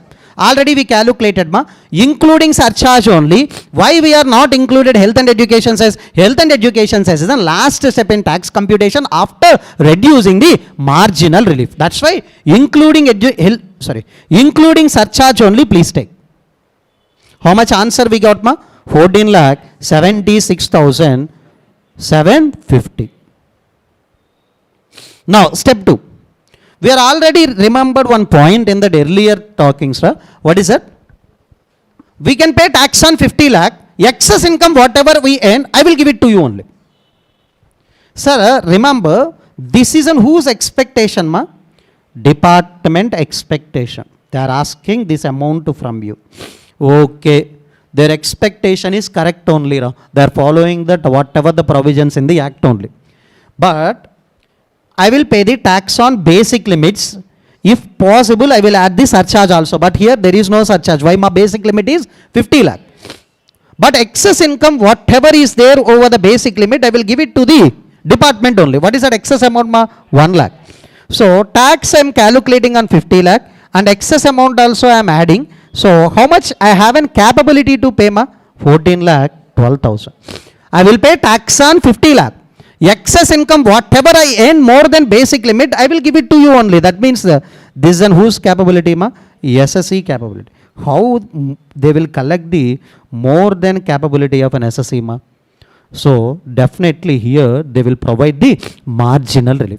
When we can get the marginal relief? Ma? If step 1 is more than step 2, difference between these two steps only we can call it as an marginal relief. How much? Ma? 64,250. Sir, as per the rule, department will calculate the tax on 14,76,000 only they will ask. From this we can get the marginal relief. That's why tax liability 14,76,750 minus marginal relief, then you will get an 14,12,500. Please add health and education cess. You know already health and education cess is an last step in the tax computation. Finally you will get an 14,69,000. Yes, this is step 2 answer, right? This is step 2 answer, right? Yes, for that we just adding the what? Ma? Health and education cess. We are accepted that you are capable to pay that amount. Yes, please pay that amount only, but add what? Ma? Health and education cess. Sir, how to solve the marginal relief sums? If SSE total income is 1 lakh, 2 lakh or 3 lakh more than the basic limits for surcharge, there is a chance of getting the marginal relief. So that's why please solve the problem as per the steps given in the marginal relief computation. Sir, example, I think in the next question, I given the SC total income is 2 crore 20 lakh. How much? Ma? 2 crore 20 lakh. If you haven't doubt, generally I can say directly, there is no marginal relief here. Ma. Why? Basic limit for surcharge is how much here? 2 crore. More than 2 crore 20 lakh amount I earned. So that's why there is no marginal relief. But still you haven't doubt. So that's why you can follow that what? Ma? Stepwise computation. In step 3 you will get a marginal relief as an what? Ma? Nil. Please check it out. In step 3 definitely you will get what? Ma? Nil. Are you understood? Ma? If they are mentioned in the question, please compute marginal relief. You are a lucky person. Ra. Definitely they will not mention. By way of seeing the question itself, you have to understood whether we are getting the marginal relief or not. Are you understood? Ra? 10 crore 1 lakh is there. Ma. Shall we get marginal relief? Pakka.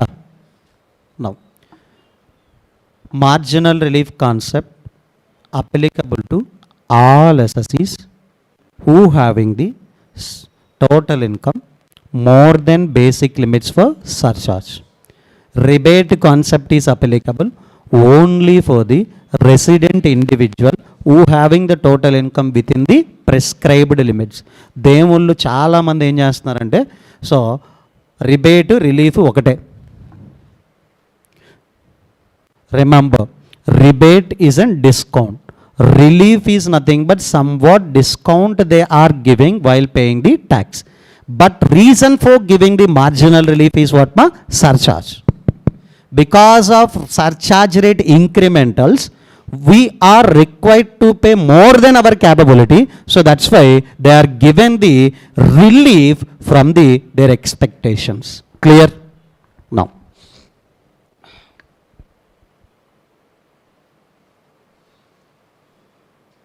Check it out, this screen, please check it out. Mr. A, okay, total income 5 crore.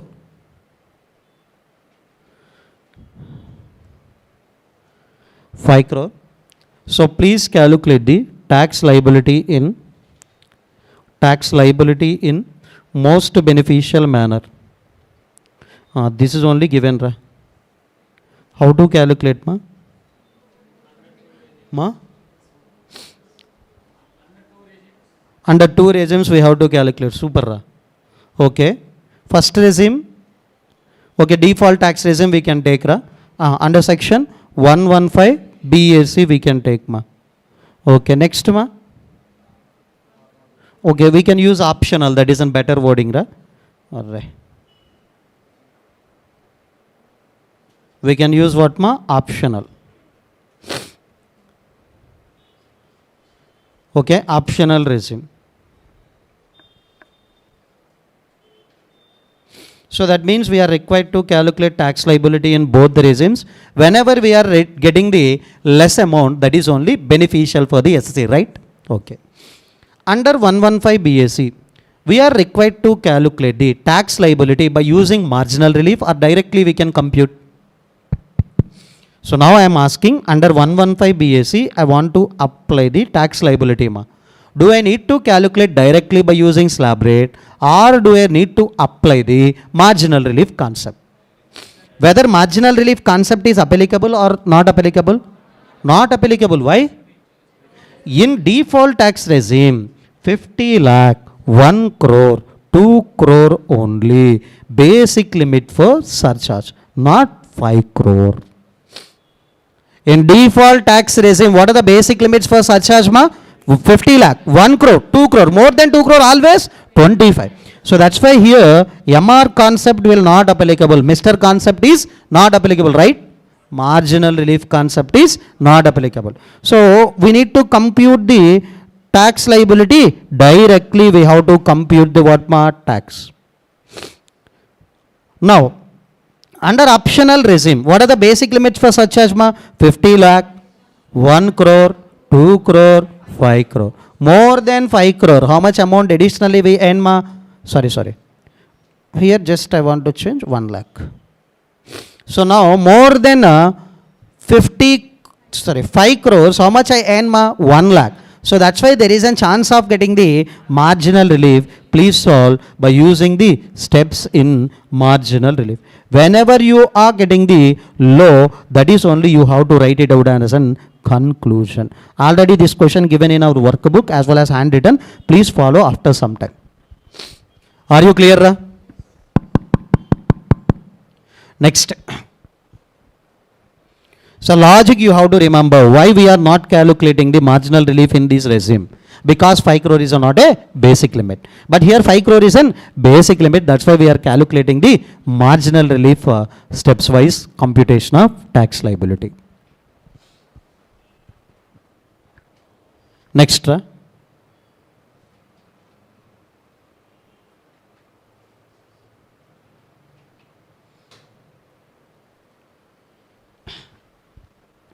Undisclosed sources of income. Means nothing but if any undisclosed income or block money is there. So how to identify, ma? There is a provisions of an section 68 to 69D.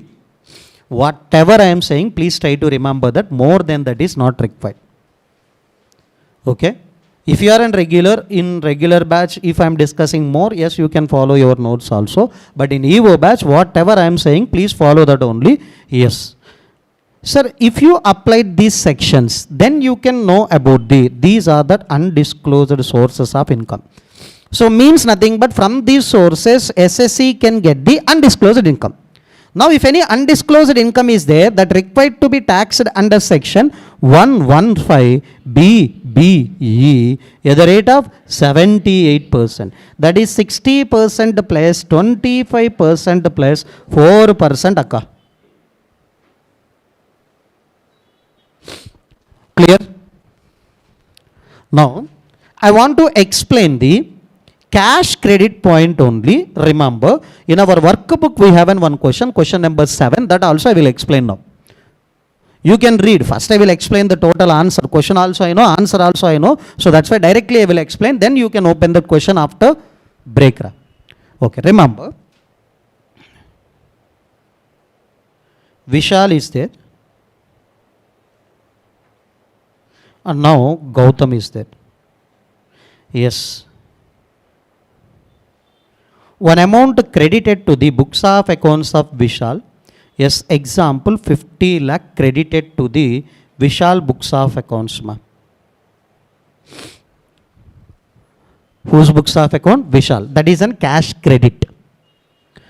So now 50 lakh is credited to his account. That's okay. Now AO will ask an explanation regarding the, AO will ask what ma? Explanation. Sir, how you earn this amount? Many students are asking that, sir, whatever amount credited, that is an income to Vishal only. So anyhow he will pay the tax, sir. Why we are creating that unnecessary influence? Reason I will tell you, ma. I have an 1 CR income, imagination. Now I am using all your bank accounts. I am transferring 2 lakhs to each and every bank account. Then after I am using it. So what is that cash credit in your account, ma? 2 lakh. But I am overriding the tax liability in my case or not? Yes. So that's why whatever that amount is credited to every person bank account, assessing officer have a right to ask the explanation. So in order to prevent the binomy transaction simply. Now, here explanation asked, Vishal is not at all given explanation. Okay, evadaithe naakenti nenu explanation ivvanu. I don't want to give an explanation. Whatever they want, they can do. Now, given ra? Yes, given, but not satisfactorily. Not satisfied by whom? AO. So now, whatever that amount credited, that is under section 68, it is treated as what ma? Undisclosed income. That is treated as what ma? Undisclosed income. So now I will tell you, here one more risk is there for the AO. I will tell you. This point if you understood, so now I will go with the another point, ma. Are you understood this point, ma? They are not given explanation. If given explanation also, who is not satisfied, ma? AO. So that's why whatever that amount credited in the hands of Vishal, in the hands of Vishal only, it is an undisclosed income. Normally he is ready to pay the tax on how much amount, ma? 50 lakh by using normal tax rate. Now, this is an undisclosed income. You are required to pay the tax at the rate of 78. Always, sir, if there is no undisclosed income provisions also on this 50 lakh, what is that amount? Required to tax ma 50 lakh, normal tax rate or default tax regime, whatever it may be. But if this is treated as undisclosed income under section 68, taxed under section 115BBE. Are you understood, ra? Now, Vishal is a very intelligent person, ma.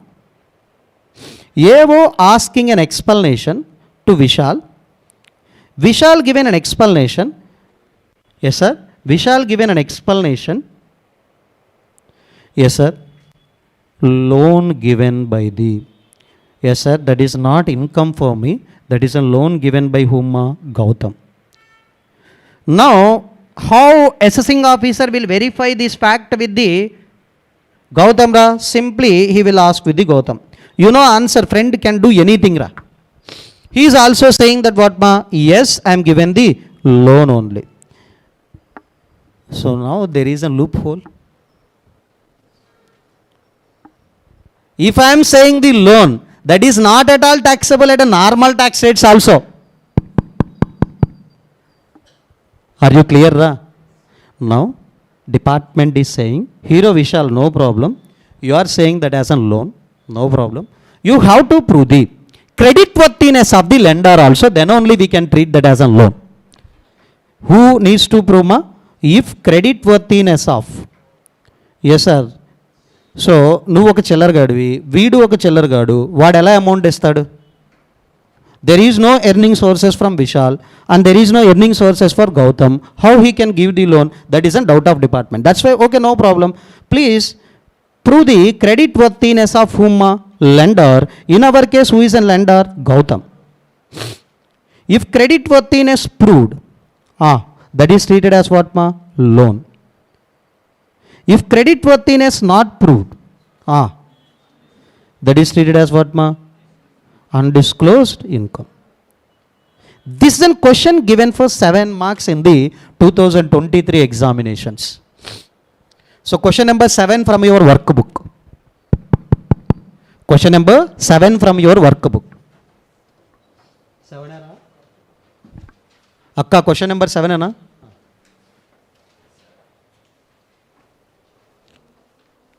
Are you understood, ma? Sir, if any loan taken by the SR1 person, yes, he has to prove the credit worthiness of the lender. If credit worthiness proved, that is a loan, otherwise that is treated as undisclosed income taxable at the rate of 78% in the hands of Vishal. Are you understood, Ra? So now almost the chapter is over. And if you have an energy, please try to read the exceptions to the general rule. What is the general rule, ma? If any income earned in the previous year, we are required to tax that in that assessment year. But in these, how many cases, ma? Huh? 5 cases, we are required to pay the tax in which year, ma? Previous year only. That's why it is an exception to general rule. So these 5 cases, remember section numbers and headings. That's enough. No need to go in depth. Clear? So that's end with the return of income chapter, ma. Sorry, that's end with the basic concepts chapter. So now we can start with the return of income chapter. After 30 minutes break, we can start at 11:30. Yes.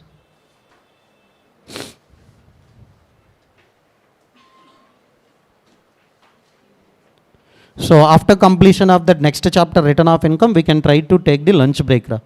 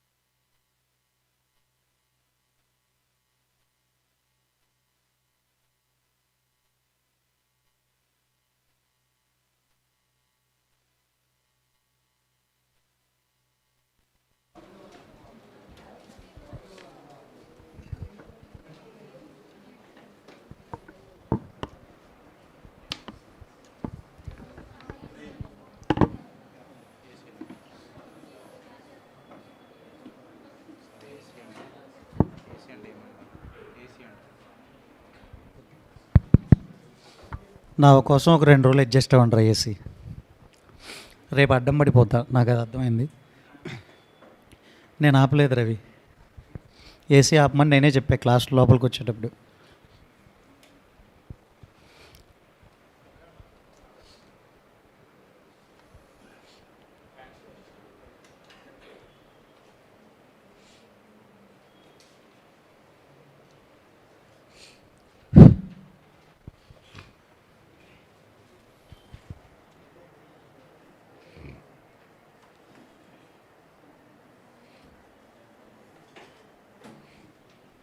Yes, sir.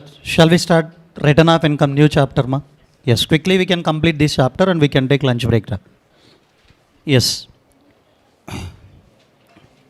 So, is there any extra time, extra break required? Ra? Yara vaadamatikello malli. Ra.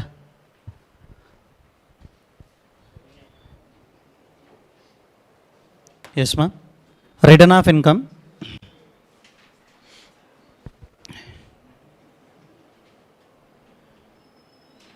Remember, first of all, we want to know the meaning of return of income.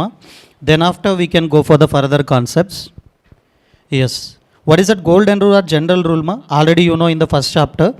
If any income earned during the previous year, on that income, we are required to pay the tax in an, yes sir, tax in which year? Assessment year. How to pay the tax? By way of filing the return of income. Sir, overally we can't pay tax, ra. So you have to fill that all the particulars in one statement and you have to submit along with the tax payment to the department. So that statement only known as what ma? Return of income. That statement only known as what ma? Return of income. Now, previous year 24-25, we are earning some income. On that, we are required to pay the tax in assessment year by way of filing return of income. Sir, how many due dates are available for filing the return of income? 3. So, depends upon situation, SSC can select the due dates. So, what is the situation, ma? Yes, some cases 31st 7 of assessment year, some cases 31st October, some cases 30th November. Yes, sir. Depending upon the situations, we can select any one of the due date. Sir, if there is no due date, SSC can file the return on the last day or he will not at all file. So that's why Act clearly given there is a due dates for filing of return of income. Now, example, ma, first day of the previous year, you earned income. On that, you are paying the tax. Anna, please, Anna. అందరు 15 రోజులు ఉంటారు, feel అవ్వకు, ఆ తర్వాత చూడొచ్చు, ఇప్పుడు వద్దు. Okay, ఏమన్నాను రా, వాడు వెనక్కి అబ్బాయిలకి వెళ్ళి చూస్తున్నాడు. Next,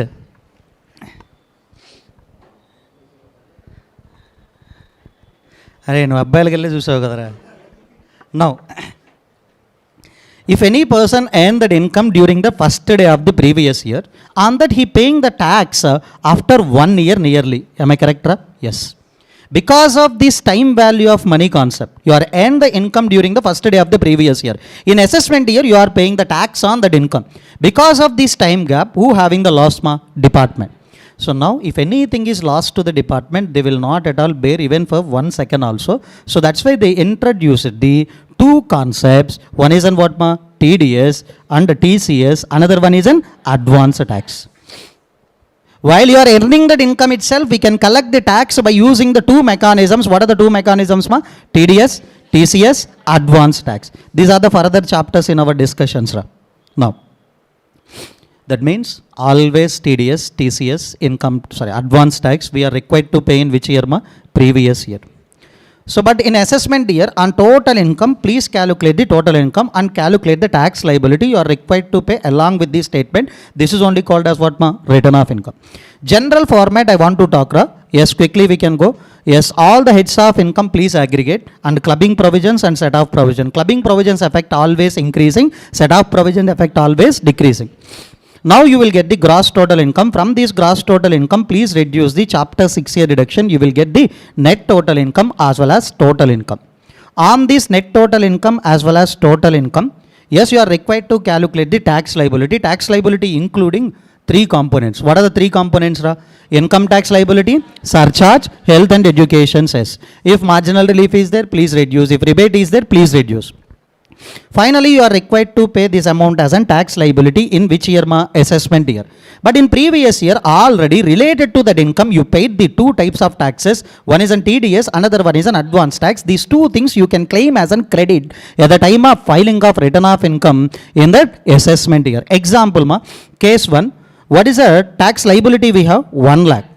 Along with the return of income, you are required to pay 1 lakh. But during the previous year, you paid the 30,000 TDS, 30,000 advance tax. Balance, how much you are required to pay? 40,000. Now, case 2, example, salaried employee or any other we can take. Yes, what is that amount you are required to pay in assessment year? 1 lakh. But already he paid the 1,20,000 in the previous year only by using TDS, TCS. That amount he can get it as what? Refund. If you file the return of income, yes, you can get the tax payable or tax refund also. Now, what is the definition, sir? Yes. Return of income is in format. Yes. Can you accept whether it is in format or not? Yes. This format specified or prescribed by whom? CBDT. Sir, can I create my own format? Yes. For your home or for your practice purpose you can create. But while filing the return of income, you have to follow the ITR forms prescribed by the CBDT. So, in these forms, SSC will declare the two things. First of all, total income. In this format, can you identify the SSC declared total income? Yes. As well as tax liability. Yes, what is the tax liability? Before credits and after credits also easily we can declare. So, these formats only known as ITR forms. What is the full form of ITR? Income tax returns forms. So, later of this chapter, I will tell you how many ITR forms are there and all the things also. Listen carefully. Yes, this is also you can get it as an MCQ. Mostly we can say ITR forms prescribed by the central government. You can attempt to write the central government as an answer. No, income tax authorities, the first and foremost authority is CBDT. CBDT can prescribe the ITR forms. Speed out na. Not regular batch, exam oriented batch, fresh ga vachinal. Okay. If anything, I am going in a speed manner. Yes, you can tell me. I will try to decrease the speed. So, with respect to that only future syllabus, not past syllabus. Okay. Now, second, yes, SSC have a responsibility to file the return of income. Return of income filing section always important 139. Who have a responsibility or obligation to file the return of income? SSC. So, now, two types of returns are there, mandatory return or voluntary return. What do you mean by the mandatory? What do you mean by the voluntary? Mandatory means pakka we need to file. Voluntary means with your own intention only you are filing. Example. Yes, my basic exemption limit is 2,50,000. My total income exceeding the 2,50,000. Now there is a provision mandate the filing of return of income. Sir, voluntarily I am filing the return of income even though not required to file the return of income. I have in the, yes sir, 20,000 income only. Can I file return of income? Yes, you can file, no problem. Yes. Next one, if you file the return of income, that will be reached to AO. That will be reached to whom? AO. Sir, AO means nothing but he is one officer in the income tax department. The first and foremost authority in income tax department is CBDT. Under CBDT, the many officials are there. One of the official we can call it as an AO. So now, AO have a responsibility to complete the assessment. Assessment means what? Verification of return filed by the SSC. Whether he declared all the correct incomes or incorrect incomes, we can verify that procedure only known as assessment procedure. So can you tell me what are the assessment procedures we have? 143.1.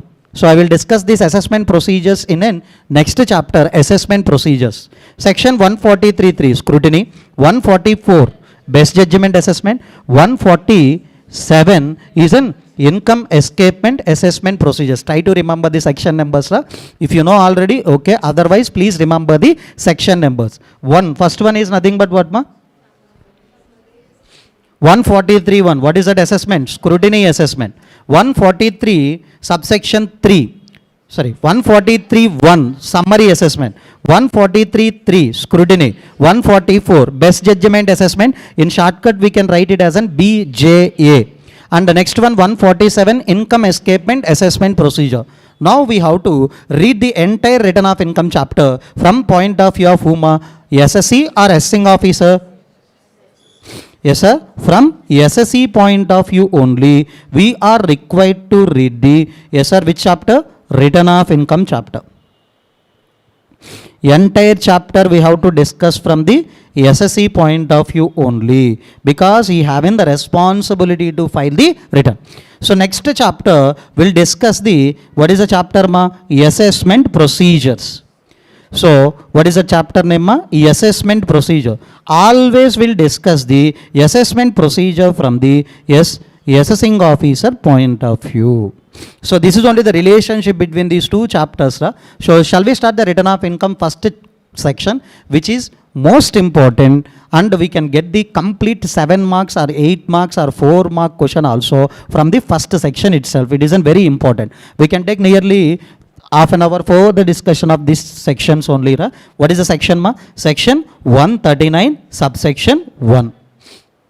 What is the section ma? 139 subsection 1. Filing of return of income. Who required to file the return of income? Mandatorily. That means what ma? Who required to file. And next, when they are required to file. These two questions related answers we can found in the 139 subsection 1. Who required to file the return of income? When they are required to file the return of income, we can get the clarity in this section. First, company. First, company, partnership firm, LLP. They are mandatory to file the return of income, irrespective of the size, irrespective of the legal firm, irrespective of the income, irrespective of the turnover. Mandatorily they are required to file. No need to check it out any total income or turnover, liabilities, assets, irrespective of all the things. Every year you are required to file the return of income. First whom? Company, partnership firm, LLP. Here partnership firm includes LLP. Now, next, other SSEs. Sir, act given the other SSEs, but what do you mean by the other SSEs, sir? Oh, photo shoot, okay. No, action. Remember. So, example, who can covered in the second category, please read along with me. Individual, HUF, AOP, BOI, AJP. Why these are all covered in the second category? Any idea? Why we are setting all the things as an one category? Anyone? Basic exemption limit is available for this category of SSEs only. Individual, HUF, AOP, BOI, AJP. So, if they are following 115 BSc irrespective of the residential status is 3 lakh. If they are following the normal 2,50,000, 3 lakh, 5 lakh. So, now for them, we are given the clarity. If their gross total income, not total income, what we have to check? Gross total income. Before claiming section 54 series exemptions, can you tell me what are the section 54 series exemption? Capital gain head related sections. Exemptions. Before claiming the section 54 series, nothing but in capital gain we have to take the net or gross gross. With the gross capital gain, please calculate the gross total income. Can I reduce the chapter 6 here? No. We are comparing the gross total income before claiming the capital gain exemptions. If it exceeds the basic exemption limit. Sir, many students are using the total income. That is completely wrong. Gross total income is a base for whether we are required to file return or not. Pure gross total income or before claiming section 54 series? 54 series. Next one, sir, can I express in other way? Yes, you can.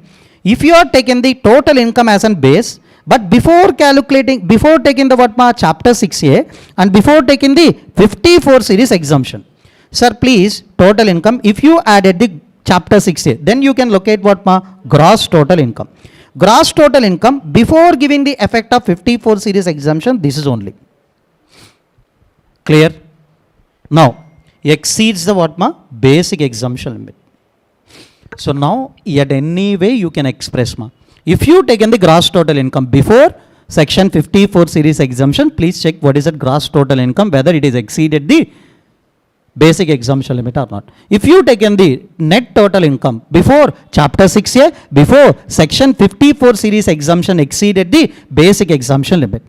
Now, these 2 points are over. Now I have to start the third point. It is a special case applicable for ROR, means what? Resident and ordinary resident. Generally, he is not required to file the return of income under second point. Okay? Generally, he is not required to file the return of income under the earlier case. But if the following points highlighted in his hands, he required to file the return of income under third point. What is that, ma? In outside India, that fellow having the asset or bank account. Asset or bank account. Sir, for that asset, he is a beneficiary or beneficial owner. He is a beneficiary or beneficial owner. Now you have a doubt. Sir, what do you mean by the beneficiary? What do you mean by the beneficial owner? Now I will tell you. In USA, father paying the consideration and he purchased one house. Who are paying the consideration for acquiring that asset? Father. Now father is called as a beneficial owner. Who paying the consideration for acquiring that asset? That a person only called as an beneficial owner. Now this property used by the son, and if the property is let out property, rental income received by the son. Son is called as an beneficiary. Who are receiving the benefits from the asset, that person only called as an beneficiary. So now, who required to file, sir? Anyone if disclosed this income, that's enough. Sir, father declared, son not required. So now son declared, father not required to disclose this income from the properties outside India. So that's why what is that conjunction we made here, or. Resident and ordinary resident having one asset outside India. For this asset, he may be beneficiary or beneficial owner. Second one, he having the bank account outside India, like Swiss account, etc. For this bank account, he having the signing authority. That means for withdrawal, deposit and transfers, etc. he has to sign on the forms. So that's why, yes, in these two cases, if any case attracted also, he required to file the return of income. In exam, maybe they can give directly as an ROR, and they can give it as an other than RNOR. Can you tell me? Other than RNOR means whom? ROR only. Anyway they can, but I don't want to confuse you. It is applicable for the whom? ROR. Third point clear? Yes. Fourth point, I am classifying it as in special cases.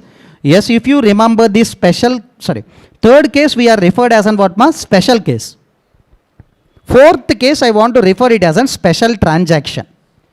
After few minutes you can enjoy, if you remember these are all the special transaction limits. Okay. First, sir, if you deposited that amount in your current account more than how much amount? 1 crore during the previous year. Sir, I have a multiple current accounts, aggregate I have to check. During the previous year, deposits in a current account, if exceeds 1 crore, not equal to 1 crore, exceeds 1 crore. Sir, I have a multiple bank accounts, that to current accounts, please aggregate. Sir, during the previous year limits I have to check, or entire bank account opening to today, only previous year deposits I have to check. Next, current account can be handled by whom? Who are doing the business or profession. Next, deposits in savings account. Yes, sir. More than or equal to 50 lakh. More than or equal to 50 lakh. Remember here, equal to is there. Sir, current account, the volume of deposits and receipts are very high. That's why 1 crore. Savings, 50 lakh only. Foreign travel expenditure, more than 2 crores. Sir, sorry, 2 lakhs, 2 lakhs, sorry. 2 lakh. For whose purpose, Family purpose. For you or for your family purpose, if incurred more than 2 lakh during the previous year, you are required to file the return of income. Sir, if you have an profession, please check gross receipts. If you have a business, please check turnover. business exceeding the profession related gross receipts exceeds the 10 lakh, business related turnover exceeds the 60 lakh. Remember, next electricity expenditures exceeds how much ma? 1 crore. 1 lakh. Sorry ra. Vere ఆలోచిస్తున్నా ఒక వస్తాం ఈ ట్రాక్లోకి. Next TDS or TCS ra. Remember, in my hands during the previous year I paid the TDS or TCS more than or equal to 25,000. I am a normal person, not a senior citizen. That's why limit of 25,000 equal to more will apply. In case of senior citizen, that limit will be increased to more than or equal to 50,000. Sir, more than equal to is given in only two cases. One is in TDS, another one is nothing but savings. Shall we revise? Current accounts related, can you tell me? More than 1 crore. Savings account, more than or equal to 50 lakh. Foreign travel expenditure, more than 2 lakh. Gross receipts of a profession, more than 10 lakh. Turnover of a business, more than 60 lakh. Electricity expenditure, more than 1 lakh. TDS, TCS deducted during the previous year in case of normal person, more than or equal to 25,000. Senior citizen case, more than or equal to 50,000. So 139(1) is over, ma. Yes, here who are covered, ma? Mostly company, partnership firm, individual, HUF, AOB, BOI, AJP. Remaining points also mostly for the other SCs. But remaining SSCs related also I want to talk separate sections, ma. First one, ma, 139(4)A, 4B, 4C, 4D, 4E, 4F. Try to remember these section numbers only. Yes, wait 2 minutes, it will be over. So now 4A is given the provisions relating to trust return of income filing. Who required to file the return of income under section 139(4)A, ma? Trust. So trust also. Trust can claim the exemption under section 11, ma. Before claiming this exemption, please check total income. Before claiming this exemption, please check total income. So if that exceeds the basic exemption limit, we are required to file the return of income. Now I have a doubt. For trust, what is the basic exemption limit? Akka? 2,50,000. It is an AJP. Trust is not covered in any one of the person categories. That's why it can be classified into AJP. That's why what is the limit, ma? 2,50,000.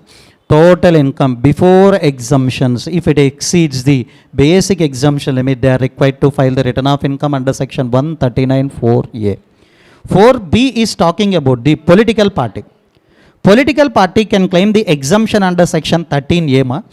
Before claiming this exemption, please check it out the total income. Before claiming exemption means total income will increase or decrease, ma? Increase. If it exceeds the basic exemption limit, still 2,50,000 only. Next one, ma, 139(4)C, research association, news agencies, institution registered under section 10. So for them also, exemption is what, ma? Section 10. Before claiming the section 10 exemption, if exceeds the basic exemption limit, yes, they are also required to file the return of income. 4C entities are whom? Research association, news agencies, institution registered under section 10. In trust chapter, I will tell you who can be registered under section 10. Next, 4D, university, college, institutions under section 35, PGBP, scientific research institutions, ma, section 35 means they are required to file the return of income mandatorily without checking the basic exemption limit. 139(4)E, business trust also required to file the return of income mandatorily. 4F, investment fund also required to file the return of income mandatorily. 4A, 4B, 4C. Before exemption, total income we have to check. If exceeded the basic exemption limit, we are required to file the return of income. What is that exemption section number for trust, ma? 11. Political party, 13A. Research association, news agencies, institution under section 10, 10. 139(4)D, 4E, 4F, mandatorily required to file the return of income irrespective of the total income and exemptions. Clear? So try to remember that, because business trust is a further chapter, investment further chapter, trust further chapter. We can cover 35 in a PCBP. So that's why please try to remember these section numbers apart from the 139(1). 139(1) is very important.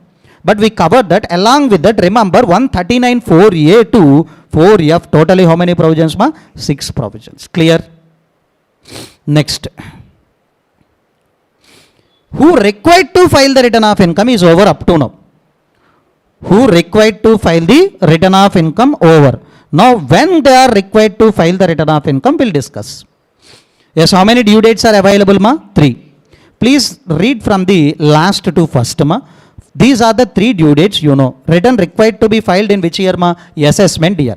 The total drama related to return of income will be happened in an assessment year. Now, if any SSE entered into international transaction or specified domestic transaction, for him which provisions will apply, ma? Transfer pricing provisions will apply. If transfer pricing provisions are applicable, he has to submit the CA report under section 92E. This is only audit report under section 92E. Okay. So now he required to file the return of income on or before 30th 11 of an assessment year. Not for report, ma, return of income due date. Next, company, tax audit SSC. Yes, ma, here one SSC is over. Next, company, tax audit under section 44AB. For whom tax audit is applicable, that all the SSCs. Partners of an partnership firm books of accounts are subject to audit. So now for partnership firm, yes sir, for partnership firm, tax audit is applicable. Now what is the due date for that partnership firm? 31st October. Now for partners also, they are maintaining the same due date. Yes, even though partners are liable for tax audit or not, we don't want to check out, ma. So still for partners, we are maintaining the same due date. So next, other than all SSEs are required to file under section 139(1) based on due date 31st July. Clear, ma? So always you have to refer the provision from the last, then only you will get in clarity. So may I know the reason why they are extending the due dates for the partners? Who are the partners in the partnership firm? Partnership firm accounts are subject to what, ma? Tax audit. So for partnership firm, tax audit is applicable. Partners are 3. So for them also due date is 31st October. Reason I will tell you. First reason simple. When the partners books of accounts can be closed, if partnership firm books closed. First we have to close the books of accounts of partnership firm. Then surplus or any profit is there, then we can distribute to the partners. So that's why due date also we need to maintain this same. And one more thing. P&L account of the partnership if you are taken, we can take interest on capital, salary to the partners can be taken as a deduction while calculating the PCBP of the partnership firm.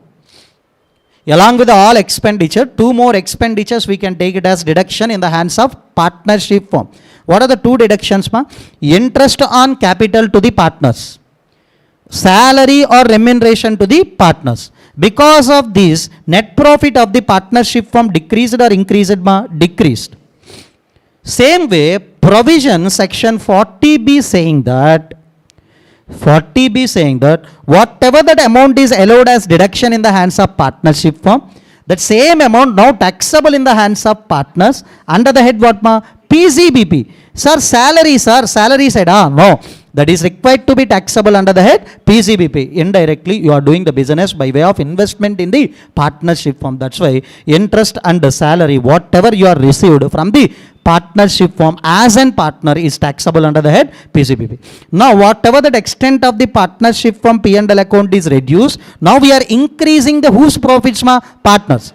How AO can verify if these 2 persons having the different due dates, ma? Whatever here reduced, whether that is increased or not, who needs to verify? AO.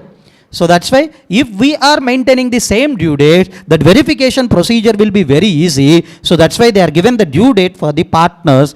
Yes, for the partnership firm, tax audit is there. For partners also what, ma? Due date is 31st October.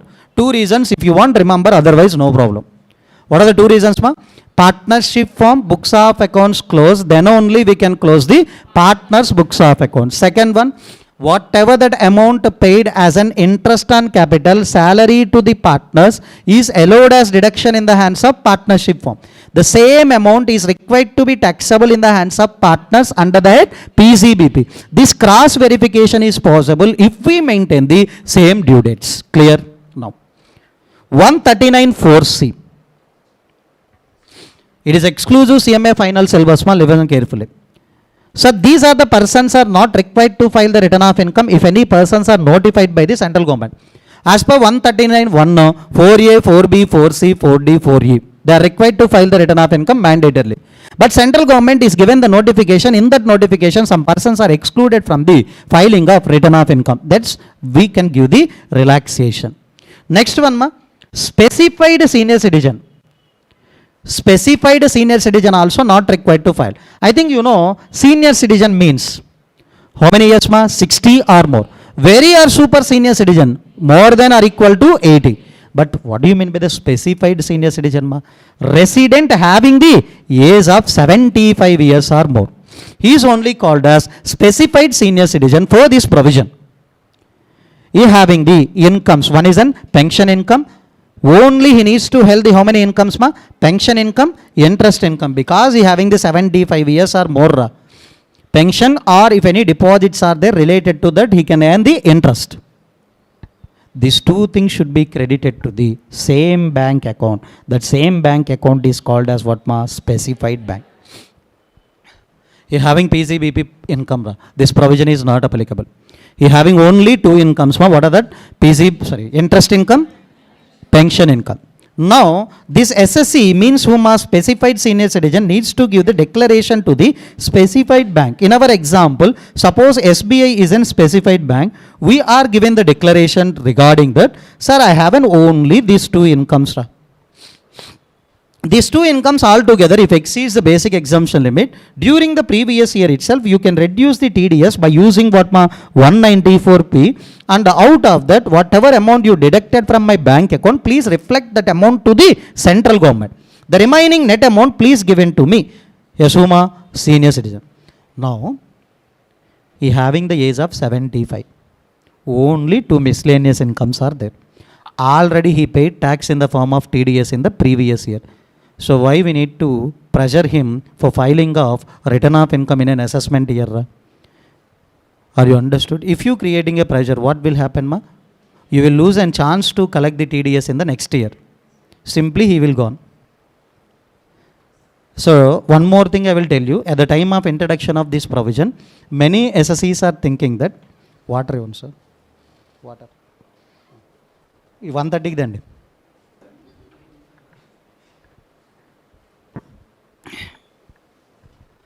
Next, many SSEs are thinking that, sir, no need to file the return of income, means they are thinking that no need to pay tax also. Many senior citizens are confusing regarding this relaxation. This is a relaxation for filing of return of income, not for payment of tax. Tax already you paid in the previous year totally by using TDS under section 194P. Clear all of you? Next. How many types of return of incomes we have? Yes, this is only main chapter. 1, 2, 3, 4, 5, 6. అవద్దురా ఆ ఉంటే పడిపోతా. Hot water అడుగుతుంది అందుకే. వాడికి hot water దేనిలో వస్తాయో తెలిస్తే నేను లక్, తెలియకపోతే త్రివిక్రమ్కి ఫోన్ చేస్తాడు, సార్ హాట్ వాటర్ ఎక్కడ పట్టాలి సార్ అని. Talented fellows. స్టూడెంట్స్ని కూడా అడుగుతాడు పైకి వెళ్ళి ఉంటే, ఈ లైవ్ వినాలరా నువ్వు. Next, how many types of return of incomes are there? Totally 6. First one, 139(1) original return. First we can discuss the provisions of original return, already discussed. Who having the total income before chapter 6A, before 54 series exemptions exceeds the basic exemption limit, we are required to file the return of income. And 139 4A, 4B, 4C, 4D also discussed, and within what time we are required to file the return of income also we discussed. That is only concept of original return. Now we have to start with the 139.3 loss return.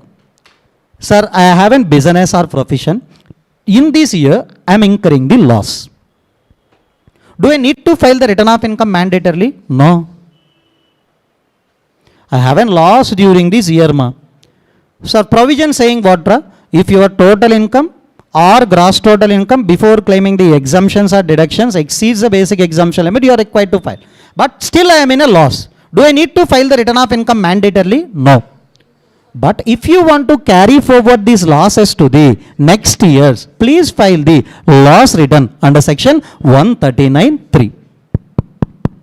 Loss return is not a mandatory, sir. If you want to carry forward the present year losses to the next year, okay, next year, yes, you have to file the what return, ma? Loss return. Sir, what is the due date for filing of loss return? Same as 139.1. Same as what, ma? 139.1. Yes, return of income required to file within the due date under section 139.1. What is that, ma? 31st 7, 31st 10, 30th 11. Why we are filing?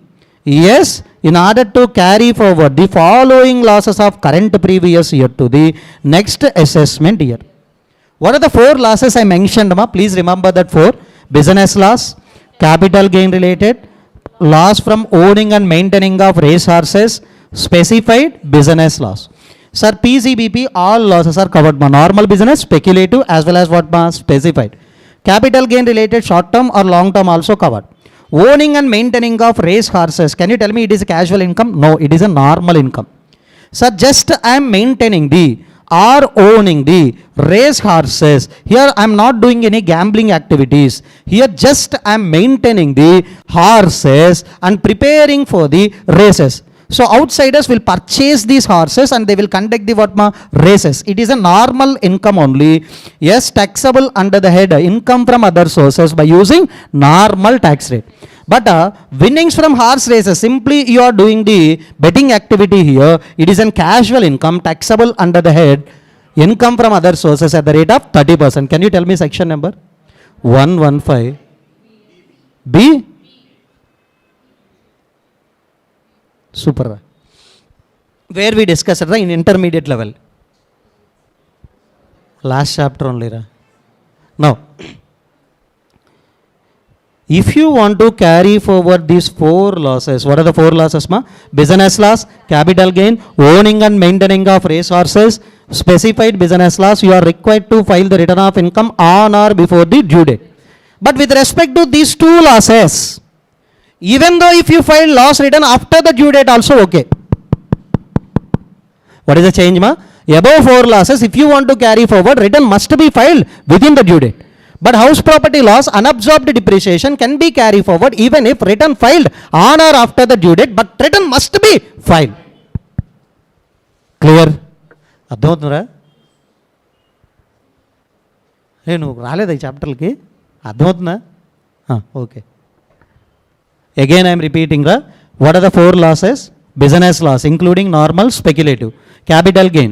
Next one, loss from owning and maintaining of race horses.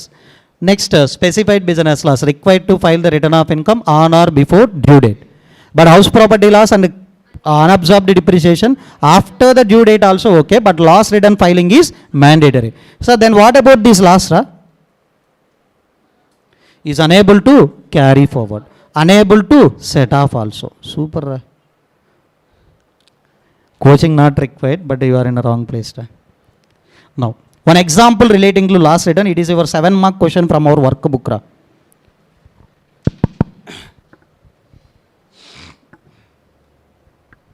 Sir, in exam, if they are given the due date, extended due date, that means practically there is an extension of due date, right? If they are given, that you have to follow. If they are not given, as per act we have 3 standard due dates, that only you have to follow. In question saying that a due date extended, that only you have to take. If they are not talking about any due date, we have to take the 3 standard due dates. All 3 or any one of the 3? Any one of the 3 depends upon the situation. Now, Mr. X, previous year 24-25, assessment year 25-26, his return of income due date is nothing but July 31st. But on the time, due date extended till the 31st August. Now, on or before this due date, we are required to file return of income. But he filed the return of income on 1st September 2025. Before due date or after, ma? Before or after? After due date. That means he is trying to file the return of income on the last day, but due to network issues, due to internet issues, due to server issues, he successfully filed the return of income on 1 a.m. Yes, sir. So that's why it is filed on after due date. Sir, what is a return related declaration, ma? Business loss. So he is only the biggest worst fellow of the year. He having 3.2 crore business loss. What he needs to do? He has to file the return of income properly on or before the due date. Then he will get a chance to carry forward these losses to the next year. So no problem. Still department is given the chance to carry forward these losses. Due to genuineness of hardships. That may be network issues, server issues. We can condone the delay in filing of return of income. We can condone the delay in filing of return of income. Sir, generally in case law they are given the clarity, the delay must be 1 working day. Sir, internet issue is there. I am filing on December 12th. So, can you expect the condonation of delay? No. So, in case law, they are given the clarity, just if you file the return of income delayedly also okay, but within 1 working day. Intentional delay or genuine hardships related? Genuine hardships related. You have to prove before the income tax authorities that is a genuine hardship. So, this provision is, yes, previously, yes sir, loss up to 50 lakh. You have to beg before the CIT, PCIT. If loss is more than 50 lakh to 2 crores, you have to beg before whom? CCIT. Next, PCCIT. Next one, CBDT. So, next chapter I will give you the abbreviations of all these, but try to remember right now what are the limits. 50 lakh below, 50 lakh to 2 crore, 2 crores to 3 crore, above 3 crores. But this provision got amended. This is not a provision, this is a notification, remember. This is not a provision, this is given in the notification. So, effective notification they are given. Okay, can you tell me with effect from what date, ma? 1/10/2024. If you file the return on or after this date, now you have to check the updated limit or before limits, ma? Updated limits. What is that, ma? Up to 1 crore you can beg before the CIT, PCIT. 1 to 3 crores you can beg before the whom? PCIT. Above 3 crores? So now you don't have any chance to beg before whom? CBDT. So that means during our examination we have to write it down before CBDT have an power to condone the delay. After amendment there is no power. So that's why we have to remember there is a power to CBDT. Condonation of delay in filing of what, ma? Loss return just for 1 working day or more than 1 working day. Yes sir. In our example, return filing date is, example, due date standard due date, ma? So 31st/7 is standard due date. We file the return on 1st August. How many days delay? 1 day. Loss is 3.2 crores. Now remember, before this, yes, we are file the return of income on 1st August of what, ma? Assessment year. 1st August of assessment year. Loss how much, ma? 3.2 crores. Now before amendment or after amendment, ma? Before amendment. Now we have to beg before whom, ma? CBDT. Suppose it is filed on the on or after this day, then limit will be, yes sir, now you have to apply before whom, ma? PCCIT. So you have to remember before amendment as well as after amendment with effective date is nothing but 1/10/2024. Clear? Now, original return you are required to file on or before the due date, that may be 31st/7, 31st October, 30th November. but you are unable to file the return of income within the due date, then there is any chance to file the return ma? Yes, that return is called as what ma? Belated return. What is the section number? 139.4. Last return 139.3. Yes, please read the belated return concept ma.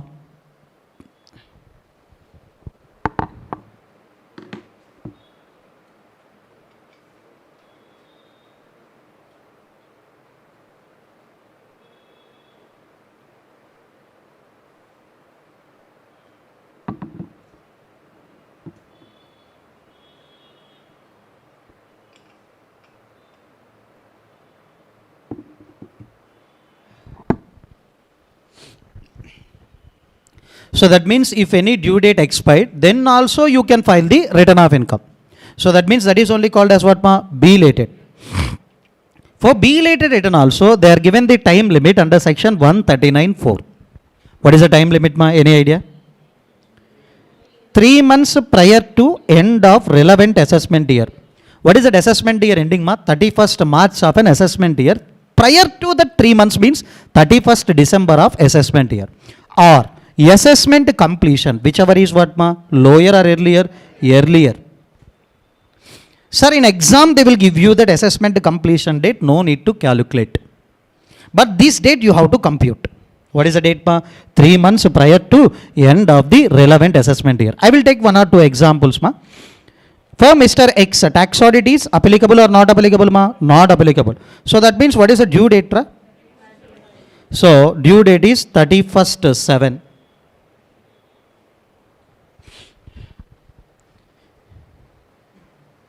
Right. 31st 7 is nothing but due date.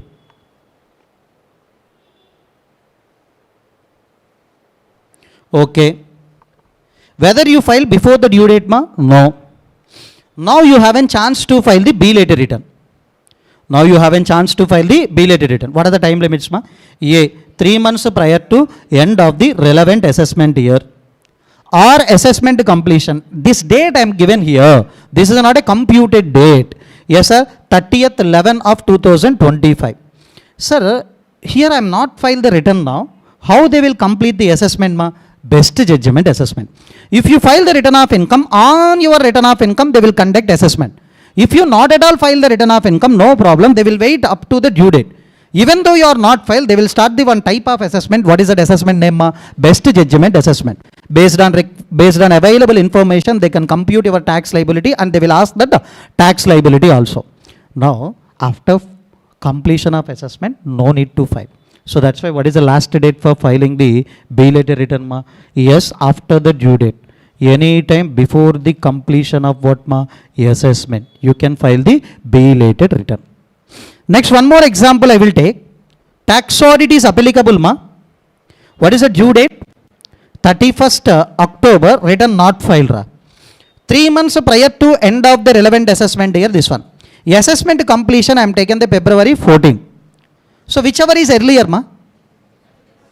Yes, that is an 3 months prior to end of the relevant assessment year. Means you can file the belated return after the due date before 31st December. Yes, this is only the time limit for filing of what ma? Belated return. Are you clear? All of you? So this time limit you are required to remember.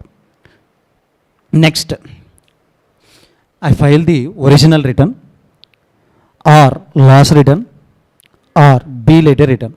In that, I found some mistakes or errors, omissions. Then what I need to do ma? You can file revised return. So that is only 139.5 revised return. 139.5, that is on what ma? Revised return. Shall we start ra?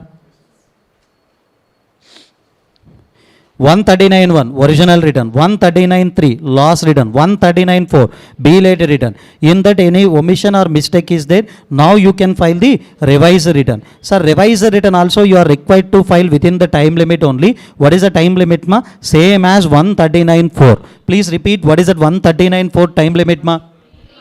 3 months prior to end of relevant assessment year or assessment completion, whichever is earlier.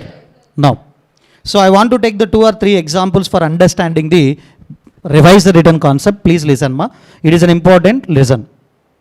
Example. Mr. X tax audit not applicable, that's why due date is 31st/7.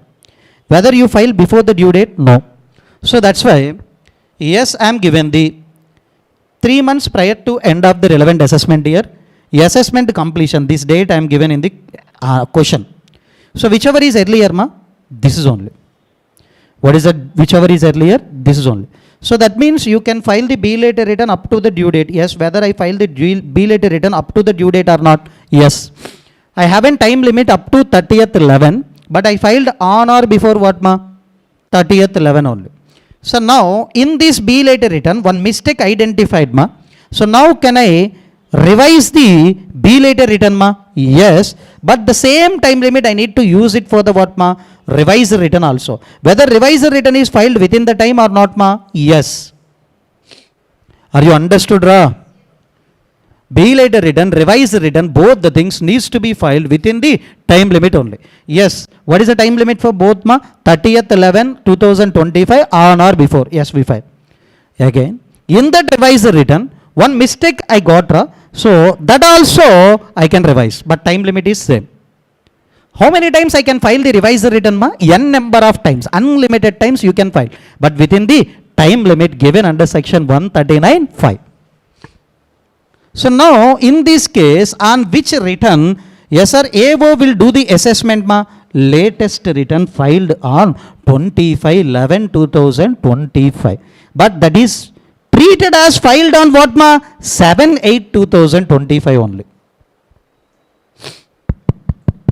Even though we are conducting that assessment on that early, updated return, not updated, fresh return.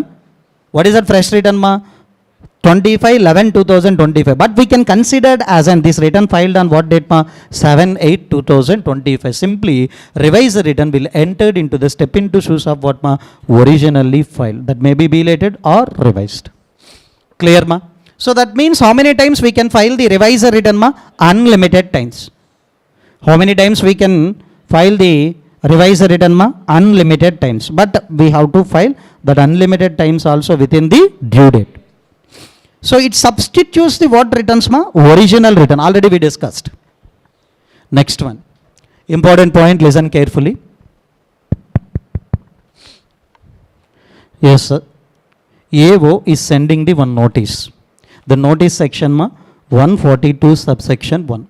In assessment procedures we can discuss that 142(1). Why they are sending, sir, up to the due date you are required to file the return of income. But if you not file the return of income up to the due date, after the due date, definitely who will send the notice, AO will send the notice, sir, you are not filed the return of income, so please file the return of income. So that is only the notice content of what, 142(1). In response to that notice, AO file the return. Before due date he filed or after the due date, After the due date. Voluntarily he filed or mandatorily because of 142(1) notice? Mandatorily because of 142(1) notice. Now this return we can't revise. That means on your own if you filed returns, that may be original return, loss return, belated returns, that can be revised by you. If any return filed because of responses given to the notices, that you can't revise. Yes sir. Why sir? If this is also having provision of revision, all of us definitely will file the return after due date. Are you understood, Voluntarily if you filed original return, belated return, revised return, you can do what, revision within the time limit under section 139(5). But if any return is filed in response to the 142(1) notice, that return cannot be revised. Sir, how to file the revised return? You have any idea? Yes sir, I am sending the one letter to AO.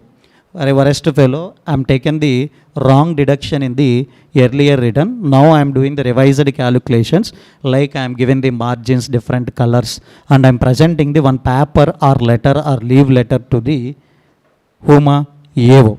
Can I treat that as a revised return? No. If you want to file the revised return, please enter into the e-filing website and click the 139(5) column and please fill the all the particulars. If you sending any revised calculation, revised tax computation, letter, statements, it cannot be treated as what, revised return. So in one case law also they are given this pointer. If you want to file the revised return, you have to file the revised return in e-filing website by using 139 subsection 5 columns. Clear? Now, after filing the return, yes sir, we can get the intimation under section 143(1), or some cases we can get the refund also. So that means what, after completion of basic processing, we can get the intimation. That intimation can resulting into tax payment or tax refund also. After this processing also, I can do the what, revision. Yes sir, example, at the time of filing of return of income, I placed 50,000 refund. In next day itself, that is processed, and I got the refund also by using the processing under section 143(1). You are very happy only. Next day itself processing done, and you got how much amount of refund, 50,000. But still you haven't, this is not an assessment, 143(1) is just intimation, not assessment. So now you have a chance to file the revised return, because assessment is not done. And 31st December of assessment year, whichever is lower, still you have a chance to file the what, revised return. So many students having the confusions are, once processing is done, no need to file the revised return. That assumption is wrong. Even though processing is done, processing is not an assessment. It is a preliminary assessment only. It is a computerized processing only. It is not an assessment. So that's why after completion of processing also, if you want to file the revised return, yes, we can file before due date given under section 139(5). 139(5). Are you understood, ma? Sir, I got refund, sir. No problem. But after receiving the refund, I haven't thought of receiving the how much refund, ma? 75. Then you can file the revised return, no problem. But after completion of assessment, can I file revised return? No. Next one, ma. I forget to claim one deduction in return of income. 80C, I am eligible to take 1,50,000, but while filing the return of income, I am unable to claim the 1,50,000. So without taking the deduction, I file return. Now I want to claim that fresh deduction in front of whom? AO only. Who are doing that assessment? AO. So how can I reach to the AO in order to claim any fresh deduction? Only one chance for you. What is that, ma? Revised return. Sir, I forget to claim my salaries as a deduction under PCBP. No problem. If you have a time limit to file the revised return, yes, you can claim that fresh expenditure before AO. Clear? Sir, these 5 points or 6 points are very important. You can get theory question also related to revised return. Just 2 minutes, ma. I want break. Yes, please revise these points.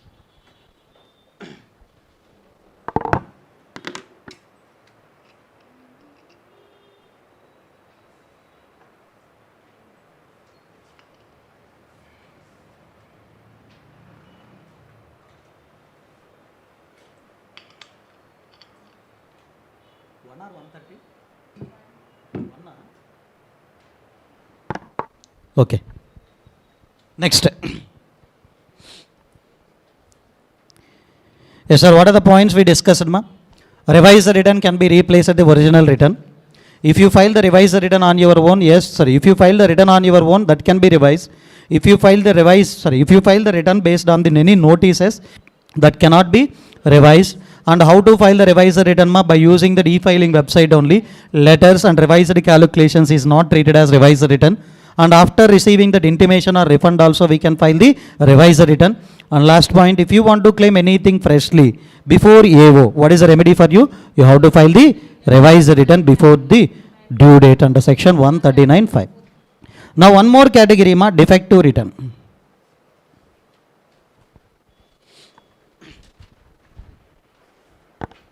Yes, sir.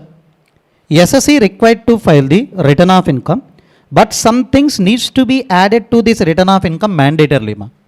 Sir, while you are claiming the chapter 6A deduction under old regime, yes sir, now maybe they are asking some proofs.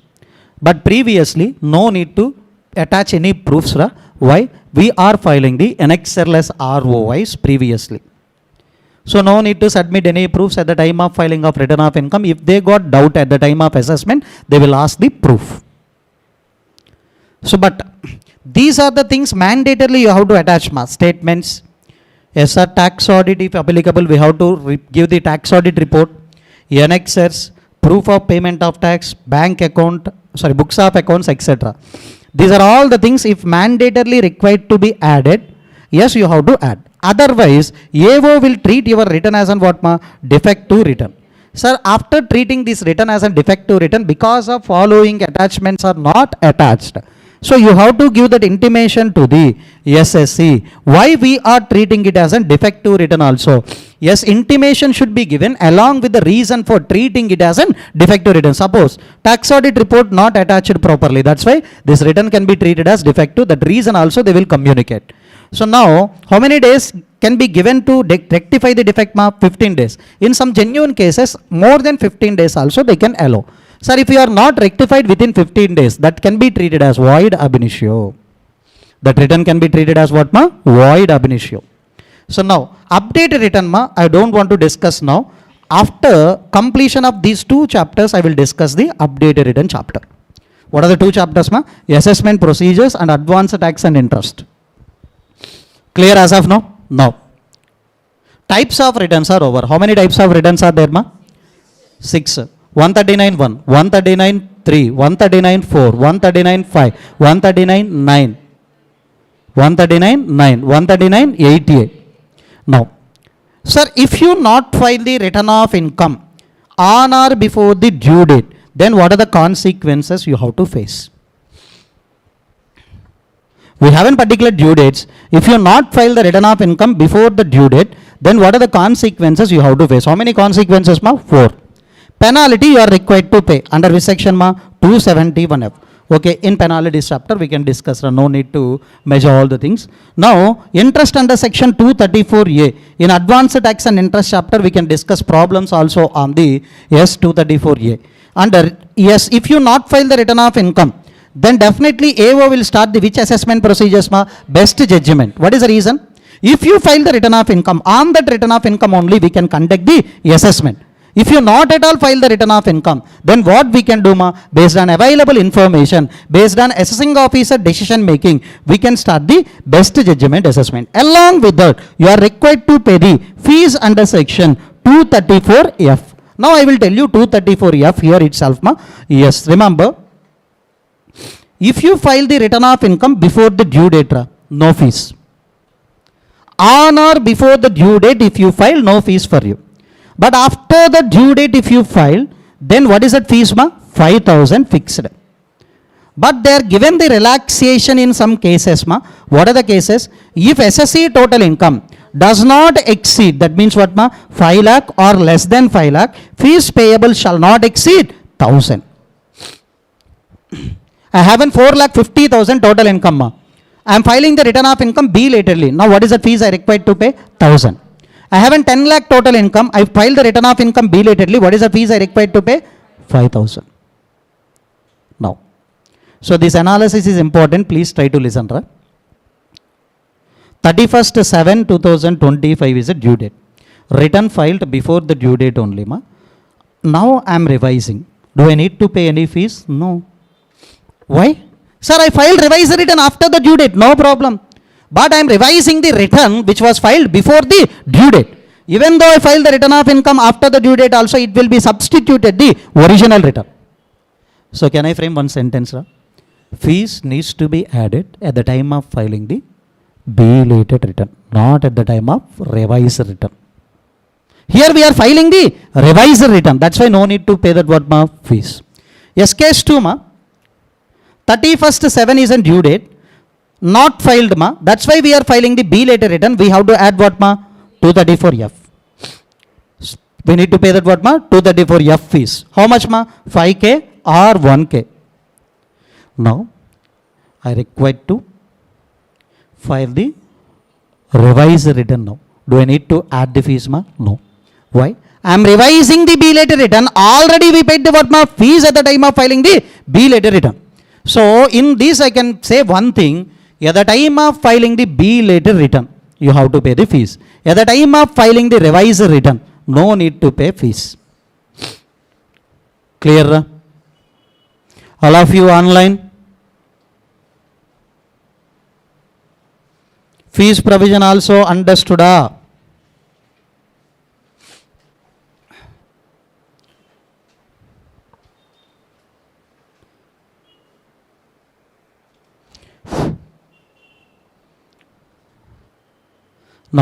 I want to start with the tax return preparer concept.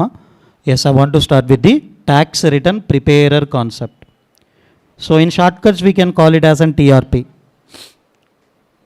Sir, in practically, yes sir, many SSEs doesn't know about how to file the return of income. For that purpose, tax professionals are there. So, but approaching the tax professional is extremely difficult and costly also. So that's why how to give the services to the all SSEs. So that's why central government is given the one notification, and in that they are given the CSR tax return preparers concept. Who qualified cainter, cmainter, cmainter or any other recognized degree, after undergoing the training from the central government, they can act as an tax return preparers.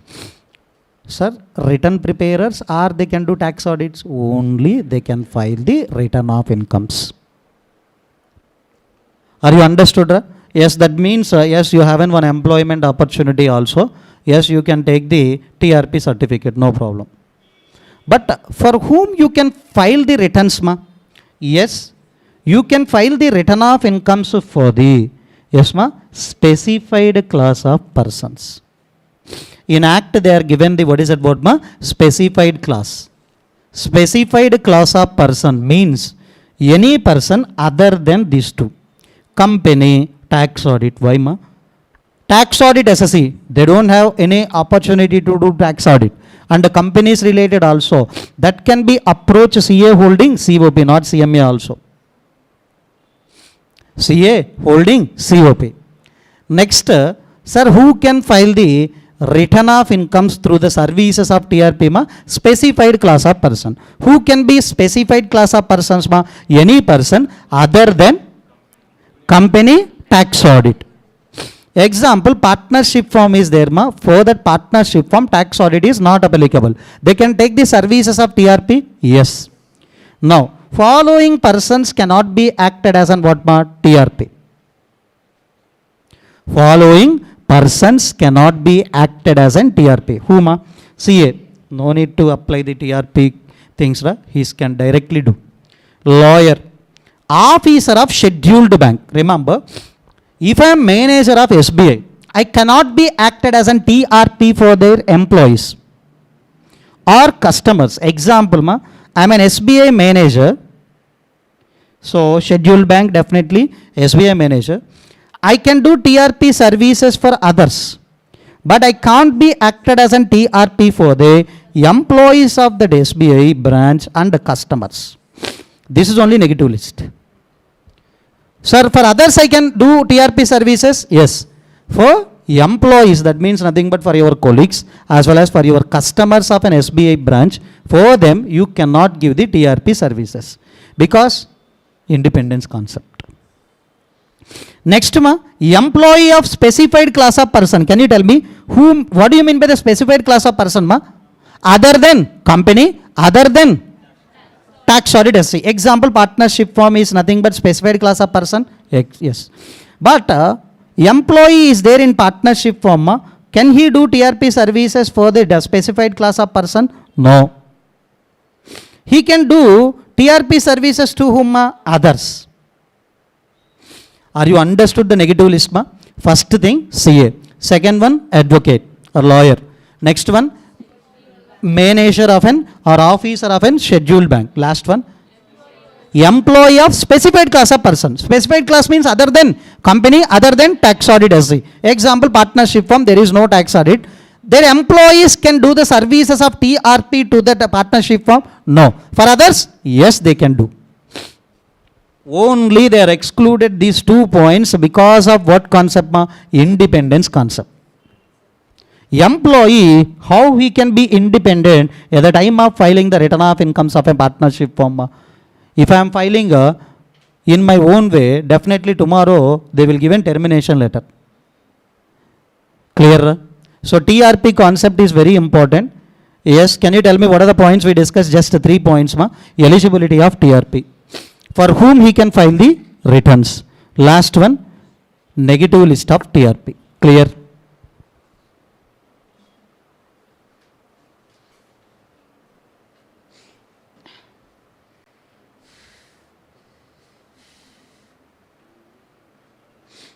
Yes, sir.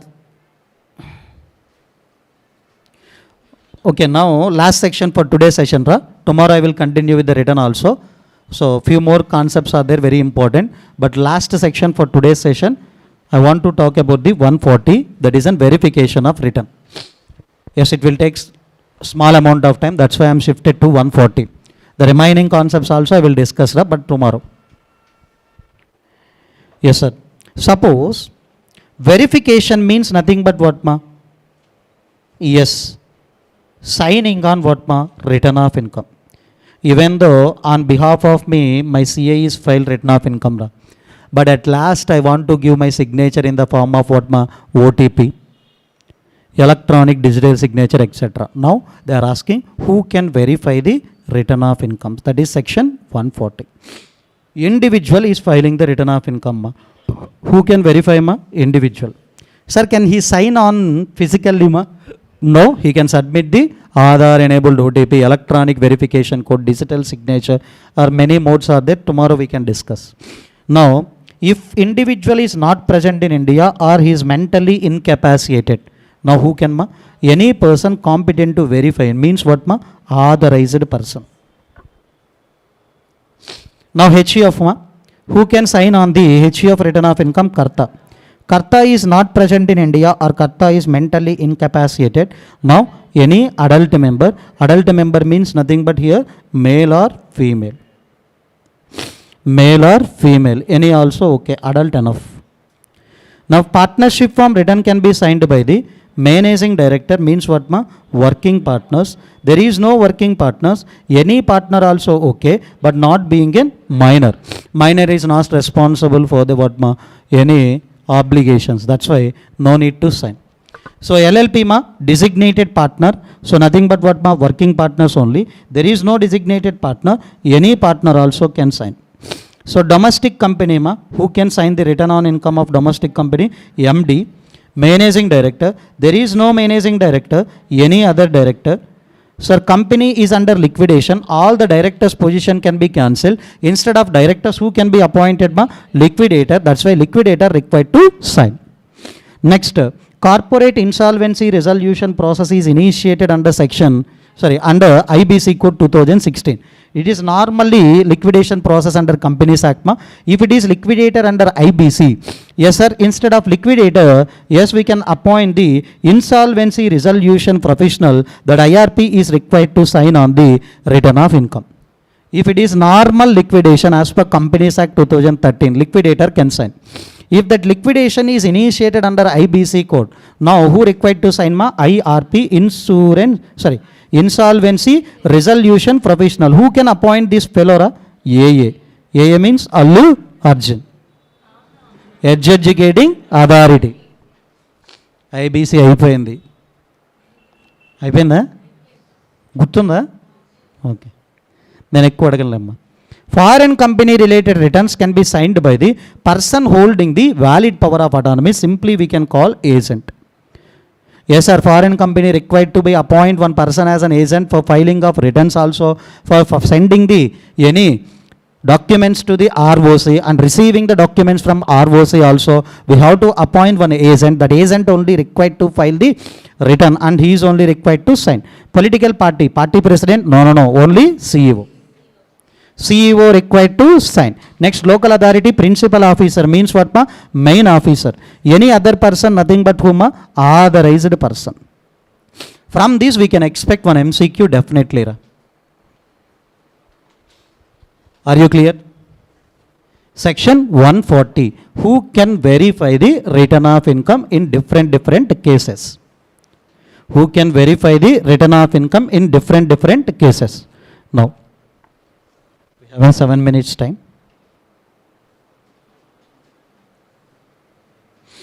Yes, ma'am.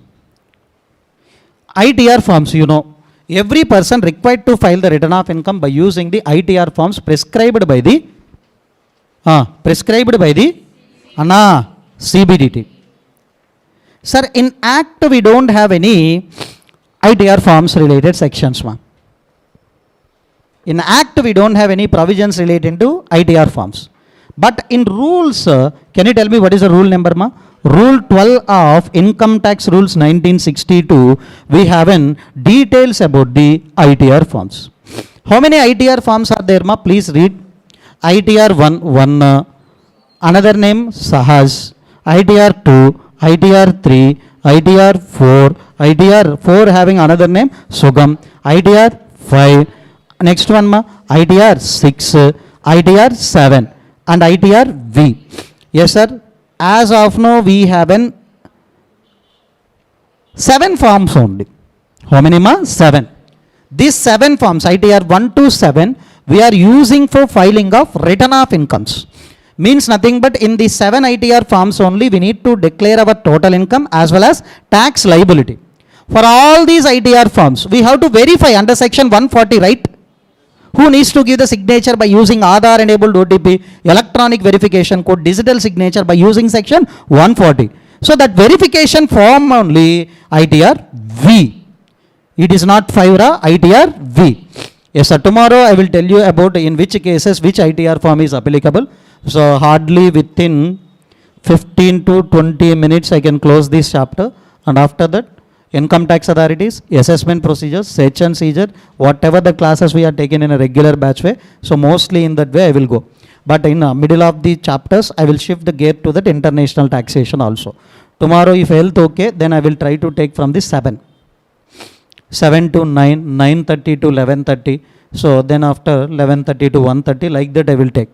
So okay, recover avakudadani korukonడ్రా. అంతే కదా. Okay, take a break, ma.